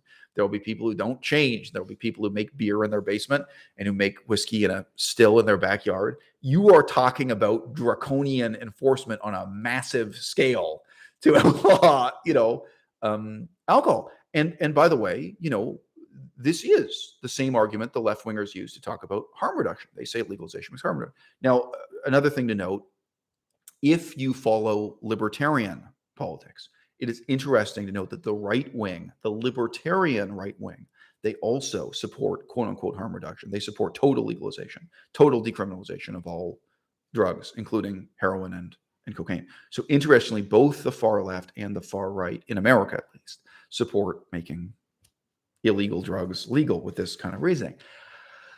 Yeah, and anyone can look at Saudi Arabia, even Malaysia. Basically, alcohol is illegal in Malaysia unless you're a tourist, unless there are some categories that they allow it on the beach for tourists and the stuff, But alcohol is somewhat illegal in Malaysia. So I've been to Malaysia. It's a distant memory. People will visit Saudi Arabia and say, what do you mean? What are you talking? Where's the benefit? This is a horrible society that doesn't allow alcohol. These are not easy arguments to make. Okay. Harm is an idea in your head. Okay. Benefit is an idea in your head. Beauty and ugliness and harmony and disharmony. These are human created aesthetic notions in your head. And I just don't know. I mean, maybe you're 18 years old. Do you know what it's like to stand up in front of City Hall and try to make an argument for a particular policy that you think has benefits and has very little harm, and where other people don't agree or don't believe in you? This is the real theater, where politics unfolds. So yeah, I find this question horrifying. But this really seems to be the kind of objectivist, utilitarian, consequentialist demi-monde that Unnatural Vegan has been living in for so many years, where she presumes that these values exist in an objectively real way. Now, look, guys, let's take it all the way just with veganism. What causes more harm? Killing rats or passing a law that makes it illegal to kill rats? I talked about this last on my channel more than 3 years ago, I think. But I talked about it. It's like, look, guys, if you're actually reading Political Discourse and Veganism, all these people with PhDs are supposedly elite, highly educated leaders in the vegan movement. They are saying that rat lives matter, that literally you can't kill rats, that, the whole world should recognize rats as citizens of the cities they live in. This is called the citizenship approach. I kid you not. And that, it should actually be a crime to kill a rat or a snake, that a rat has just as much right to live in your basement as you do. Okay. Now, do you think there's some self-evident measure of harm? I mean, the rat, it loses everything it has to lose. The rat is losing its whole life. And if you've actually have experience killing rats, it's a saddening thing. You kill adult rats, and they're these squirming little babies. They're little baby rats that are cute and nestled up with their mother. They're mammals too. They have feelings too. They have suffering and pain too. It's a horrifying thing. If you want to live in a house made of bricks, you have to kill rats. If you want to operate a grain farm, pretty much any kind of grain, doesn't matter if you grow lentils, frankly, as opposed to wheat or corn, you are going to have to kill rats. It's ugly, it's evil, it's barbaric. I think there's an argument to be made if we're talking about a science fiction timescale, like in the next 500 years, you could try to develop some technology that will reduce the barbarity of this, so we don't have to be killing rats all the time. Some kind of rat control that's less horrendous. And there are things you can do in the design of a city that'll stop rats from reproducing. Okay, there is no utility, there is no harm, and there is no benefit, but thinking makes it so. There is no beauty and there is no ugliness. Your desire makes it so, okay? Because you desire one thing or another, you perceive something as harm and you perceive something as benefit. It's all relative to you. None of this is objectively real, okay? I want to live in a society full of sober people, not happy people. I don't give a fuck if you're happy. All right, I want everybody to be sober. Like, if people are miserable because they just got divorced, I don't think they should go out and get drunk. I'm not disputing that it makes them happier. All kinds of people cope with the miseries of life by going out and getting drunk. That's not my agenda politically. And you can talk about harm and benefit. You can really argue, what's the harm of allowing these people to go out and get drunk, go and wallow in their sorrows? And what's the benefit of allowing them to do it? Okay. I don't want to live in a society where people are happy because they're smoking methamphetamine or using heroin or using cocaine, or, one of the other great drugs of our time is just testosterone injections. Unlike antidepressants, antidepressants don't work. SSRI antidepressants, they don't work. Guess what? Shooting up steroids, performance-enhancing drugs, and testosterone, it actually makes people happy. I don't want to live in a society full of happy people. I want to live in a society full of sober people, and I want them to struggle with their own misery. That's my agenda. That's okay. So beauty exists in the eye of the beholder. Bread only tastes good to a man with an empty stomach.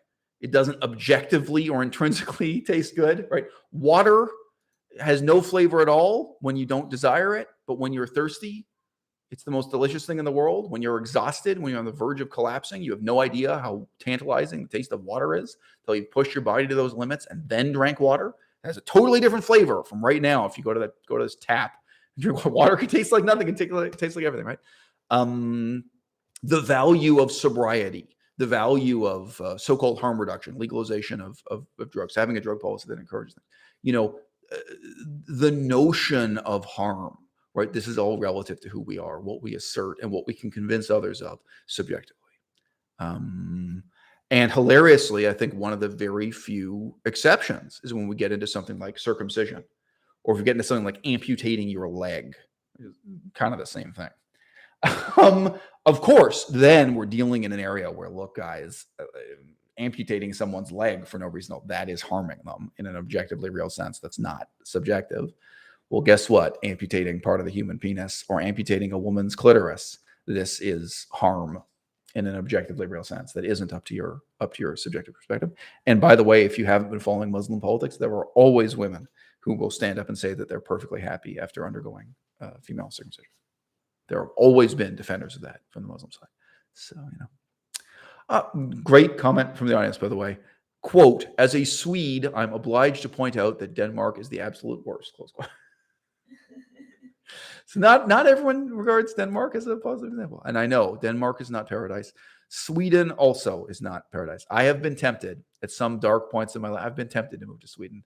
I thought maybe my life would be better if I were the only Jew in Stockholm, if I were an exotic Jewish intellectual. And but no, I mean, I've known Swedes. I've known Swedes in real life. I'm not going to digress into a critique of Swedish culture. Talk about alcoholism. Talk about having a culture built on public drunkenness. Jeez. Talk about a culture where everyone's happy because they're all taking drugs. That's Sweden for it. Anyway. Sorry. But yeah, I realize that many of the Western European democracies that Americans praise as being better than America, they have some advantages. They have disadvantages also. All right. Okay, sir, a lot of good questions here. Woo! Yeah, a lot of great questions. Thanks, guys. Thanks for joining the audience. Thanks for sharing the link. Thanks for giving thumbs up. So as a result, I have a lot of good questions to respond to. All right, there was a question from TCAT here about democracy. TCAT asks, quote, do you think democracy is a moral necessity or an engineering device that produces good government? A very leading question, very provocative question. What happens when it's not good at producing good government? Right. So I think he already is anticipating, part of my answer. So I gave a very nuanced statement about democracy before, and I pointed out that there are some non-democratic societies that are better than democratic societies. So even though I think there's a moral argument for democracy, like fundamentally, why is the mayor in charge? Well, we elected him. Okay, so now we have to respect them. There's a kind of moral argument there. When the mayor is not elected, when nobody is elected, our relationships of authority, what they mean and why they should exist, and what the role of the public is in scrutinizing government and informing government, the extent to which government really serves the people starts to be questionable. So I'm going to just digress slightly. Many years ago, I made a video. It's quite a poorly made video where I said, look, the fundamental thing I want is government that is by the poor and for the poor. And of those two, for the poor kind of matters more. I'm not going to digress in a huge way here, but you guys probably all know, who needs buses? Is it the rich or the poor? You might have rich people who really have the attitude. Rich people live in Detroit and they say, who needs buses? This is a great city. It's great. You own a car, you can drive around. Okay, not everyone owns a car. Not everyone can own a car. Buses are an example of a government-provided social service that is for the poor. Now, in a subtle way, healthcare and education and all these things, what really matters is that they are for the poor, because the rich, the extremely wealthy, they will be able to provide their own education one way or another, even if it's hiring private tutors or whatever it is. Ultimately, if the rich need a helicopter, they can get a helicopter. Now, by the way, I don't think the rich are of no significance in society. The rich are of tremendous significance in society. I've just been writing a chapter in my book where I talk about the extent to which aristocrats really mattered positively in history. And it's wrong for us to now write the history of the world, looking back at the past as if aristocrats were social parasites, as if they accomplished nothing or did nothing. No, rich people make an important contribution to our society, which is valued. It should be valued. It is valued. I don't think there's a lack of public appreciation for Elon Musk. I think there's plenty of appreciation.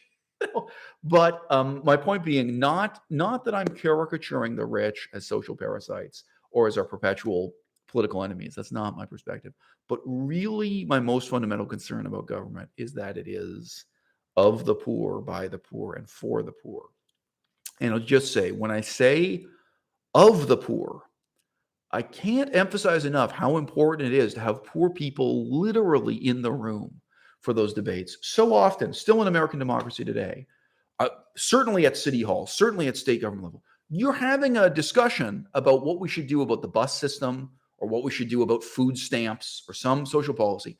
And every single person in the room is a wealthy lawyer or wealthy businessman who went from being a lawyer to being a congressman or a senator or a bureaucrat in government. Every single person in the room is of that background. And you think, oh, how is it possible that 50 years went by and nobody dealt with the problems First Nations people are having, like poverty-stricken First Nations people? How is it possible 50 years went by and they never took seriously improving the bus system or the food stamp system? None of those people are in the room. None of them see the problem that way.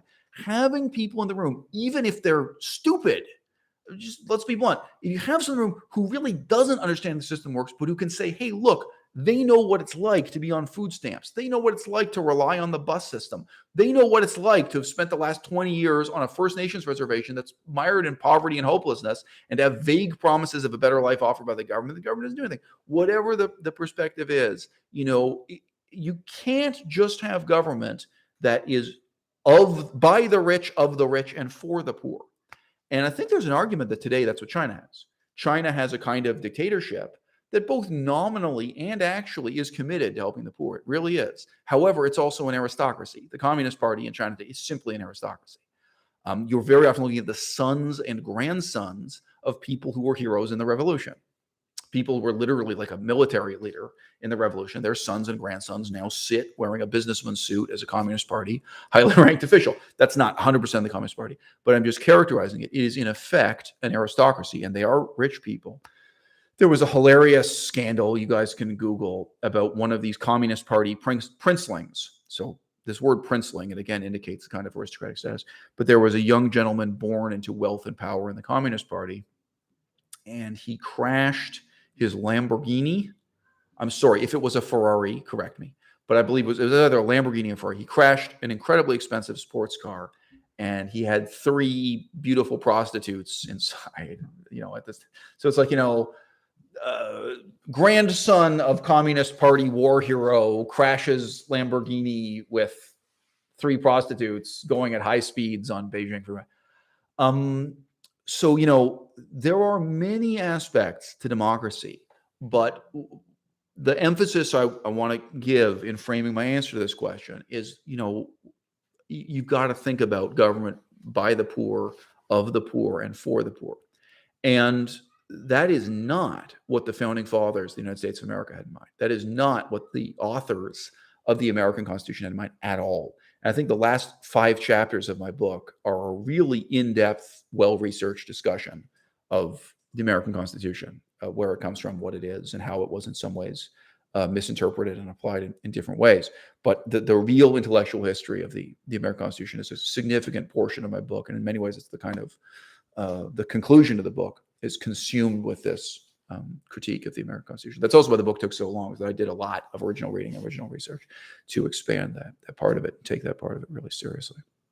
So returning to the question from TCAT, he asked, do you think democracy is a moral necessity or an engineering device that produces good government? So, I guess, my answer is neither. And he then asked, what happens when it's not good at producing good government? Iran is what happens. And look at Iran. You can have a Muslim majority country where you can have a country where 51% of people are religious fanatics, whether they're Muslim or Christian or Jewish. And you can have democracy will be terrible. You'll consistently have horrible Muslim fundamentalist governments elected. I mean, for the future of Iran, that's all that anyone sees happening. Iran does have democracy, guys. They have elections. They have newspapers that criticize the government, and people get to state competing views. How much hope do you have for the next 30 years in Iran? And, if the people change, government will change. I mean, that's the good thing about democracy. But Iran is this terrible regime, is this terrible country, this terrible government, and they are an example of what happens when democracy doesn't produce good government. So, look, I can bring this back to Aristotle. People don't give Aristotle credit for the extent to which he was an empiricist about democracy, about politics in general, I suppose. So, so to criticize Aristotle for a second, what Aristotle says about God and religion, physics, metaphysics, cosmology, what he says about logic, many of those things are very speculative, very abstract, and they were very influential. He influenced Catholic Church doctrine to an unbelievable extent through the Dark Ages. But when Aristotle talks about politics, he has a very empirical, ground up, working with real world examples, approach. And he lived through a period of time where he was able to survey many democratic systems in Greece. And he was able to say, look, most of them failed. Most of them are horrible. They created horrible societies. They're terrible failures in democracy. Not all, but most. So just to give you an example here, this is from the book that is just called Politics by Aristotle, which is a very difficult book to read if you're a beginner in ancient Greek political philosophy. I don't recommend it for beginners. So he says, we must now take the different constitutions separately and study them successively in light of these general propositions and what happens in each of the types. In democracies, changes are chiefly due to the wanton license of demagogues. This takes 2 forms. Sometimes the demagogues attack the rich individually by bringing false accusations and thus force them to combine, i.e. for the rich people to get organized against the poor, against a common danger that unites even the bitterest enemies. Sometimes they attack the rich as a class by egging on the common people against them. The result of such action may be seen in a number of instances. At Kos, so Kos is a particular island in Greece. At Kos, democracy was overthrown by the rise of discreditable demagogues and then the combination of the rich against them. The same thing happened at Rhodes. So again, the island of Rhodes, part of Greece, where the demagogues first introduced a system of government, blah, blah, blah. So he's going through these examples. At Heraclea on the Black Sea, democracy was ruined by the behavior of demagogues soon after the colony was founded. At Megara, too. So Megara is in ancient Greece, was an important city. It's a minor city today. It still exists within Greece. Democracy was ruined in a similar way. The demagogues, anxious to have an excuse for confiscating their property, drove a number of the notables into exile. He goes on. There's a whole list talking about the career of Thrasymachus and one city after another, one island after another. Okay, the failures of democracy were real. It's very unsympathetic. Aristotle being anti-democracy. We have a book dealing with a terrible book, but we have a book just dealing with that. The extent to which the major authors of ancient Athens were not just critics of democracy, but were really anti-democracy. It's very unsympathetic today. You think, what's wrong with these people? They were all pro-slavery and anti-democracy. But when you appreciate that, they were living through a period of time when, in the same way that I can point to North Korea, and I can point to the Soviet Union, I can point to China, I can point to the failures of communism, he was living through a period of time when he could very easily point to the failures of democracy all around him.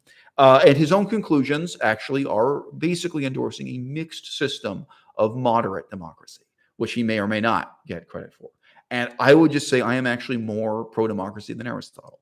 There are many things I would criticize Aristotle about. I mean, also he was pro-slavery, in case you didn't know.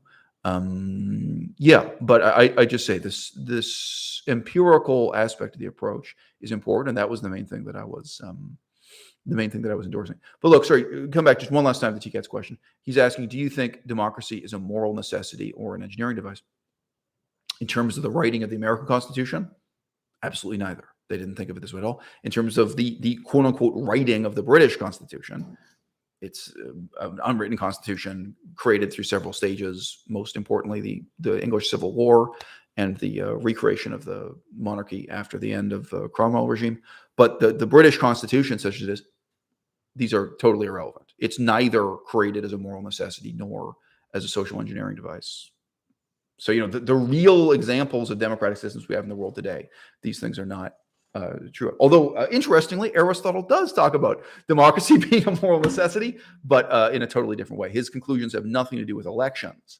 It's instead this idea of election by lot, sortition, the random assignation of offices to people, which, again, is worth talking about. That'd be a whole different video. But on that level, Aristotle does believe it's a moral necessity, which is a very interesting argument. Okay. One simple suggestion from the audience: move to Thailand. There's so many comments, I am skipping over some of them. Some more comments about the use of reflective arrays, mirrors, to manage global warming, which seems now to be an inevitability given the lack of interest in planet Earth and becoming vegan.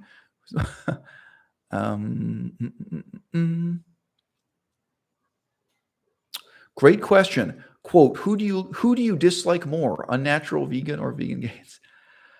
I will refer you back to my comments before about the left wing and my interaction with them. I think a good question is, who could I actually sit down and have lunch with? And I think it would be impossible for me to sit and have lunch with vegan gains. It would presumably be possible for me to sit and have lunch with a natural vegan. So that's a mutual antagonism thing, right? In both cases, I think it's the hostility deficit. Maybe I'm wrong. Maybe if I ate lunch with a natural vegan, she would throw her shoe at me. I don't know. I don't know how that would end.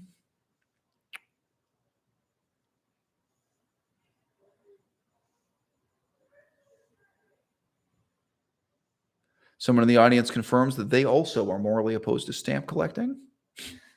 All right, a quote from Lilac Cloud, who I haven't seen in a little while. Good to hear from you, Lilac Cloud. Quote, your views on culture really resonated with me. When I was 15, I came to similar conclusions. All my life, culture was used as a justification for really stupid and evil things, close quote. Thank you, Lilac Cloud. And, I think that critique of culture, it still holds up even when we apply it to relatively harmless examples like museums and movie theaters. The extent to which people think it is morally good to show your children Batman or the X-Men. The latest Marvel movie is Black Widow. Like, we think of this as children's entertainment for cultural reasons, some of which, goes back to the 1930s, but most of which is really the 1970s. Comic books were really reinvented in the 1970s, the current era of comic books, I just say. I realize Batman has a longer history, but we're mostly thinking about Batman from that period forward in terms of what's going to the movies today. The fact that you think this is good and even morally uplifting and appropriate entertainment to show to your children, that's also a kind of unquestioned cultural tradition. I think it falls apart as soon as you ask the most basic questions about it. I remember when I was still a child, I was really a child. I can figure out what year this was. This guy, how am I going to explain it? A guy who might as well have been my uncle. We're not actually related, but somebody who was friends with my family that way. He might as well have been uncle. I remember him saying to me that he thought the new Batman movie of that time was totally inappropriate for children. I was just shocked to hear it. And he pointed out, it was a scene I totally ignored in watching the movie myself. He said, it shows a lawyer murdering his secretary by pushing her out of a window, which was true. I mean, it's a short scene in the movie. It's like, you think you can show this to kids. And then, the secretary comes back from the dead as Catwoman. In that film alone, Catwoman is a kind of zombie wearing this skin-tight, sexually provocative outfit. And I hadn't thought of it that way before. I just really didn't think of it that way. Terrible movie, by the way. I mean, I don't think I would have thought it was a great movie. But no, I just say, even with these kind of more recent and more supposedly harmless things, you can still see the fundamental evils of culture. The most fundamental evil of all, perhaps, being that it leads us to not question things that obviously we ought to question. And by the way, the title of this video in our original conversation, this is also a problem with the culture of socialism. This is also a problem with the culture of capitalism on a smaller scale. The people who positively believe in capitalism as an ideology, like libertarians and Ayn Rand objectivists and so on. This is a problem where people believe in this unquestioning way because it is a cultural tradition. They treat it as defining good and evil, wise and stupid, without asking themselves any of the necessary questions.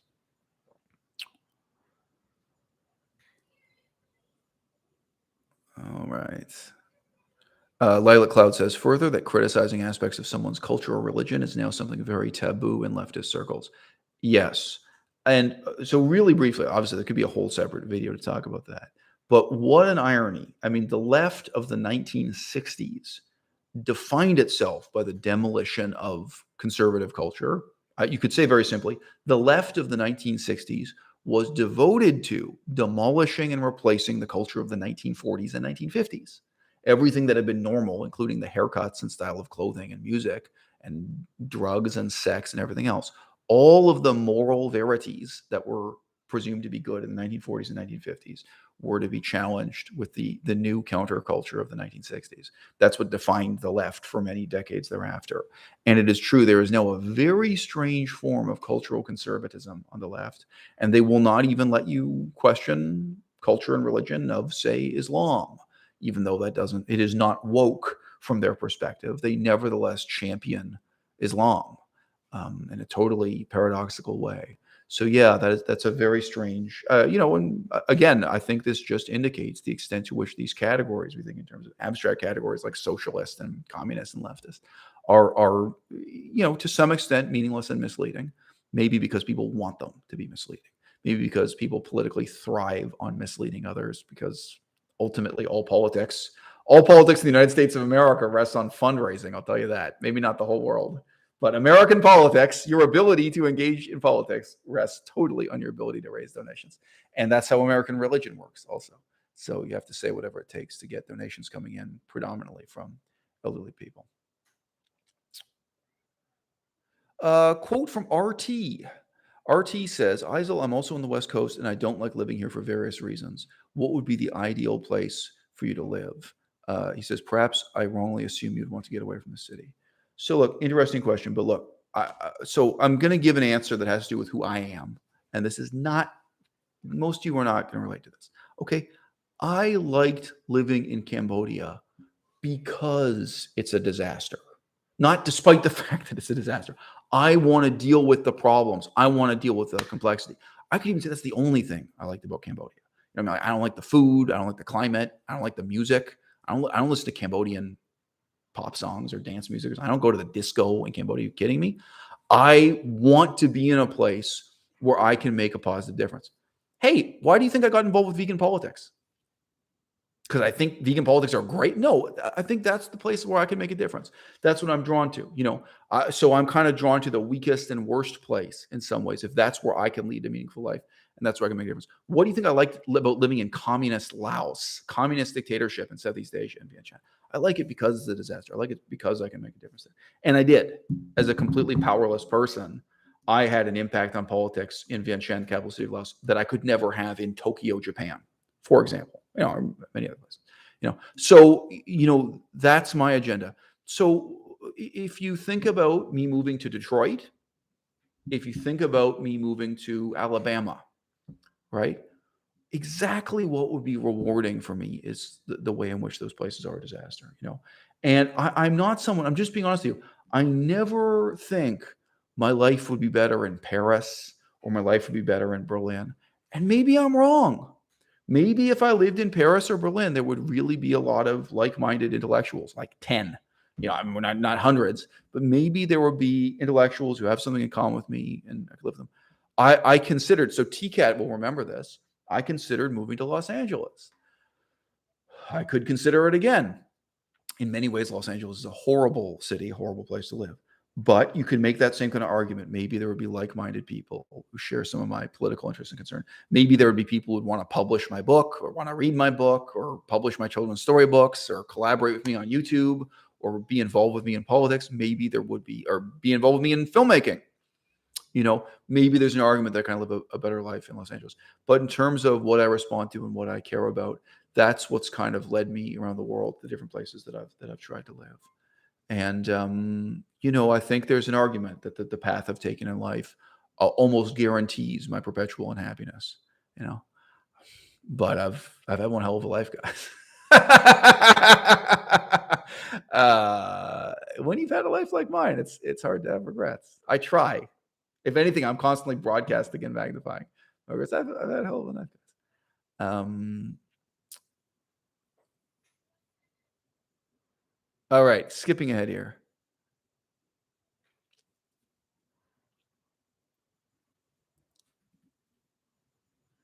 Okay, quote. So I've seen this claim repeatedly. So Melissa, this is interesting. Wicked Energy says, did you see that Vegan Gains is now on antidepressants? He says they are working and he's not miserable anymore. So look, Wicked Energy, someone told me that before, like a month ago, maybe, like not that long ago. And I was very surprised to hear it. And I Googled around and I couldn't find a trace. I am not faulting you. I assume this is something he mentioned in a live stream or that he mentioned while playing video games or something. Like I assume, but I do not know about that. I was not able to find any evidence of that. That is certainly a shocking new low for Vegan Gains. And, I guess he's going to join the club of Sammy Grimm. I mean, if this is true, where that goes next will raise interesting questions. Sorry, it's way off topic for this video, but I am interested to hear that again. That's the second time someone has told me that. And I guess eventually he's going to make a YouTube video promoting vegan. So a third person here has written in and saying, yes, he has heard Vegan Gains saying that he was on antidepressants. So during a live stream, he has talked about it. Well, look, so, okay, I can make this relevant to the video in the following way. It is appalling to me that someone like Unnatural Vegan, who claims to be doing a science literacy, science advocacy channel, would so utterly drop the ball on the science behind antidepressants. Melissa, could you grab as a prop that book? There you go. Shout out to Robert Whitaker. I've quoted him on the channel before, this guy. I mean, I just say I've had clips of him talking. This is Robert Whitaker. Let's put on this side. Sorry, how to get the camera to focus. Robert Whitaker, Anatomy of an Epidemic. Okay, guys. It's the book I can most easily endorse. What? Great book. Great book, great guy, whatever. Anyway, if you are a natural vegan and you are doing a scientific skeptic show and you represent utilitarianism and harm reduction and consequentialism and all these stuff, how could you fail to be concerned about the consequence of endorsing drugs that cause brain damage, that cause permanent irreparable harm and changes in the structure and function of your brain, and that are scientifically proven not to have medical benefits? I mean, it does not take a genius, but especially if that is your lane, if that is what you're claiming to do, you are claiming to be the one YouTube channel that doesn't just lazily repeat that using artificial sweeteners is wrong. I myself, just by default, I don't use artificial sweeteners. I'm not afraid of them, but it's just kind of like, why? You know, why do I need this in my life? I don't use artificial intelligence. But she came out and did all this research and made this rigorous pro-science argument that you should be comfortable using, I think Splenda specifically, using artificial sweeteners. Okay, well, why is it that all your whole frame of reference stops? That your commitment to so-called critical thinking and research and science advocacy stops when it comes to mind-altering drugs, namely antidepressants. Jacqueline Glenn, same question. Vegan Gains, same question. And Vegan Gains claims that he's researched the medical side effects of using steroids to death, or that he's researched the dietary effects of eating meat and eating fish to death. I do not find his research credible, but nevertheless, he's done a lot of it. He may do really bad research, really incompetent research, but I know he has read a significant quantity of things and he backs up his claims by citing studies. Well, why wouldn't you research these mind-altering drugs that you're taking? So yeah, that is, for someone who is such a despicable person, that is certainly a new all-time low. He has made himself more despicable. Obviously, for a natural vegan, I would say her all-time low was justifying taking antidepressants during pregnancy and during breastfeeding. Sorry, but there's hard science on that.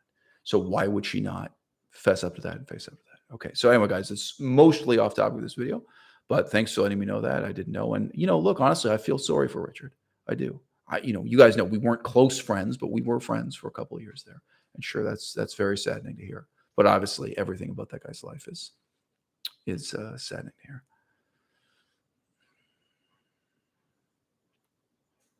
All right, just coming to the end.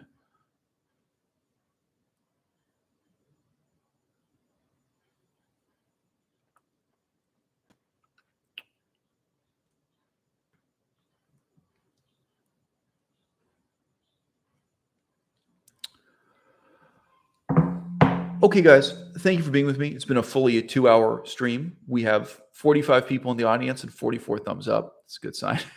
There's one person. There's one holdout. Oh, they just left. So now we have 44 people in the audience and 44.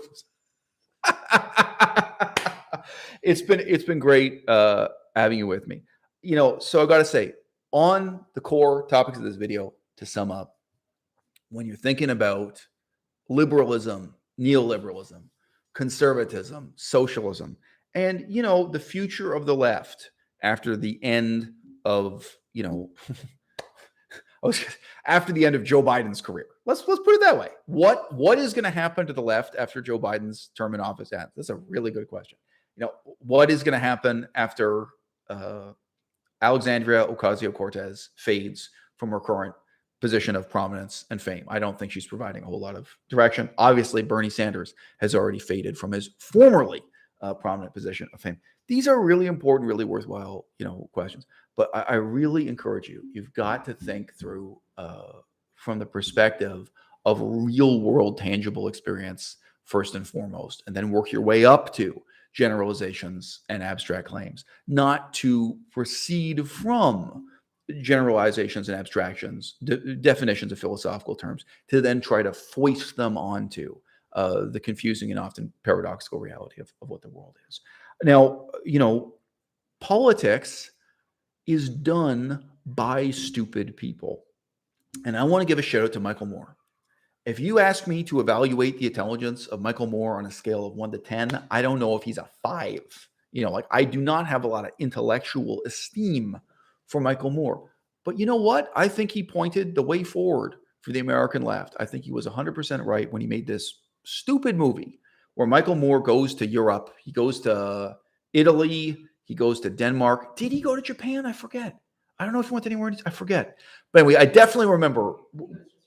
Okay, we watched. Well, there you go. There's a bias right there. He should have gone to Africa and South America and East Asia too. He went to Iceland. Okay. Anyway, Michael Moore buys a series of airplane tickets and he visits these places like Iceland and Italy and Denmark. And he says, look, these people fundamentally have a better economic system than America. They have a better political system than America. They have better social services, better healthcare than America. And we have to learn from their example. There's a very moving dialogue from ancient Rome in which rival factions stand up in the Senate. I might be misremembering whether it was the Senate or one of the committees. Rome had more than one committee, that was the term used. But anyway, I believe it was the Senate. Rival factions stand up in the Senate. And for completely cynical political reasons, actually, they begin their speeches by stating what it is that makes Rome great. And one of the speeches, I believe this is by a young Julius Caesar. This is Caesar long before he comes to power. He says, you know what made Rome great is our willingness to adopt the ideas of others. He said, you know what, the best aspects of government here in Rome, some of them were copied from Athens, some of them were copied from Sparta or other parts of Greece. And then, at that time, the area that's now Italy wasn't one country or one culture. There was a whole bunch of different cultures, and they have all this contact with North Africa and the southern coast of Spain. So, we have this whole little galaxy of trading ports and posts that we reach out to. And what made Rome great was our willingness to learn from others, because we would rather emulate our enemies than be defeated by them. This is in a situation of open imperialism where they're conquering these people. Rome does eventually conquer all of Greece, in case you didn't know. But he's saying we're willing to learn from our enemies. We're willing to learn from other cultures. We're willing to copy, and we're willing to take the best aspects of their societies. I do think that the pragmatic, immediate future for both the left and the right is the willingness to get on an airplane and go to Japan and figure out what they're doing right and we're doing wrong, and learn from it and learn from others. Now, there's nothing left-wing and there's nothing right-wing about what we have to learn from Japan. After I finish this live stream, I could just walk to a grocery store down the street. I could walk to the bank, walk to some service. I guarantee you, I am going to see people injecting drugs into their arms. I can't, unless I ask them, I don't know. Is it heroin they're injecting? I will see people openly using injection drugs in the street. I will see people smoking what's probably fentanyl, but could be crack cocaine, through a glass pipe and a metal pipe. I will see this being done several times, and I will see even more people passed out on drugs or in various stages of shaking and quaking, passed out on hard drugs on the street here in Victoria, Canada. If you're in the wrong part of Vancouver, it's even worse.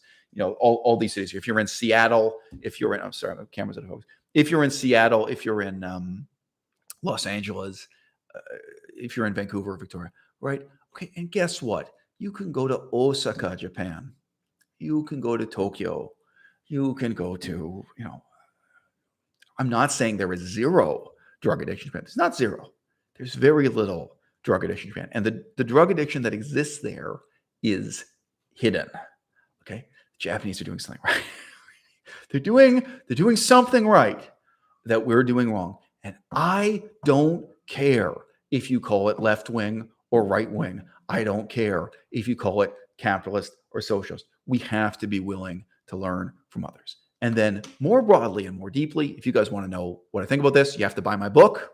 It's going to be on Amazon. My book is called No More Manifestos. That's the short-term thing we have to do, is to learn from others when they have political policies or institutions that already work and we don't. By the way, who has the best universities in the world? Have you gone and visited universities in other countries and seen how the universities work compared to ours? It's not going to be one simple answer. It's not going to be just like, oh, well, Denmark, they've solved the university. No, it's complex. Denmark has some advantages and some disadvantages, like any particular policy. We're talking about hospitals or universities. Learning from what already works on planet Earth is complex and contradictory, okay? But we do not have, I don't think in any of the Western democracies, I don't think we have a culture of being willing to learn from others. That's short term. That's what's already working now. And in the long term, one of the things I come back to emphasize and discuss and philosophize about in my book again and again is the importance of asking questions that are not even being asked. The importance in politics of not only dealing with problems and solutions that are already known, but the importance of, as I put it, pressing into the unknown.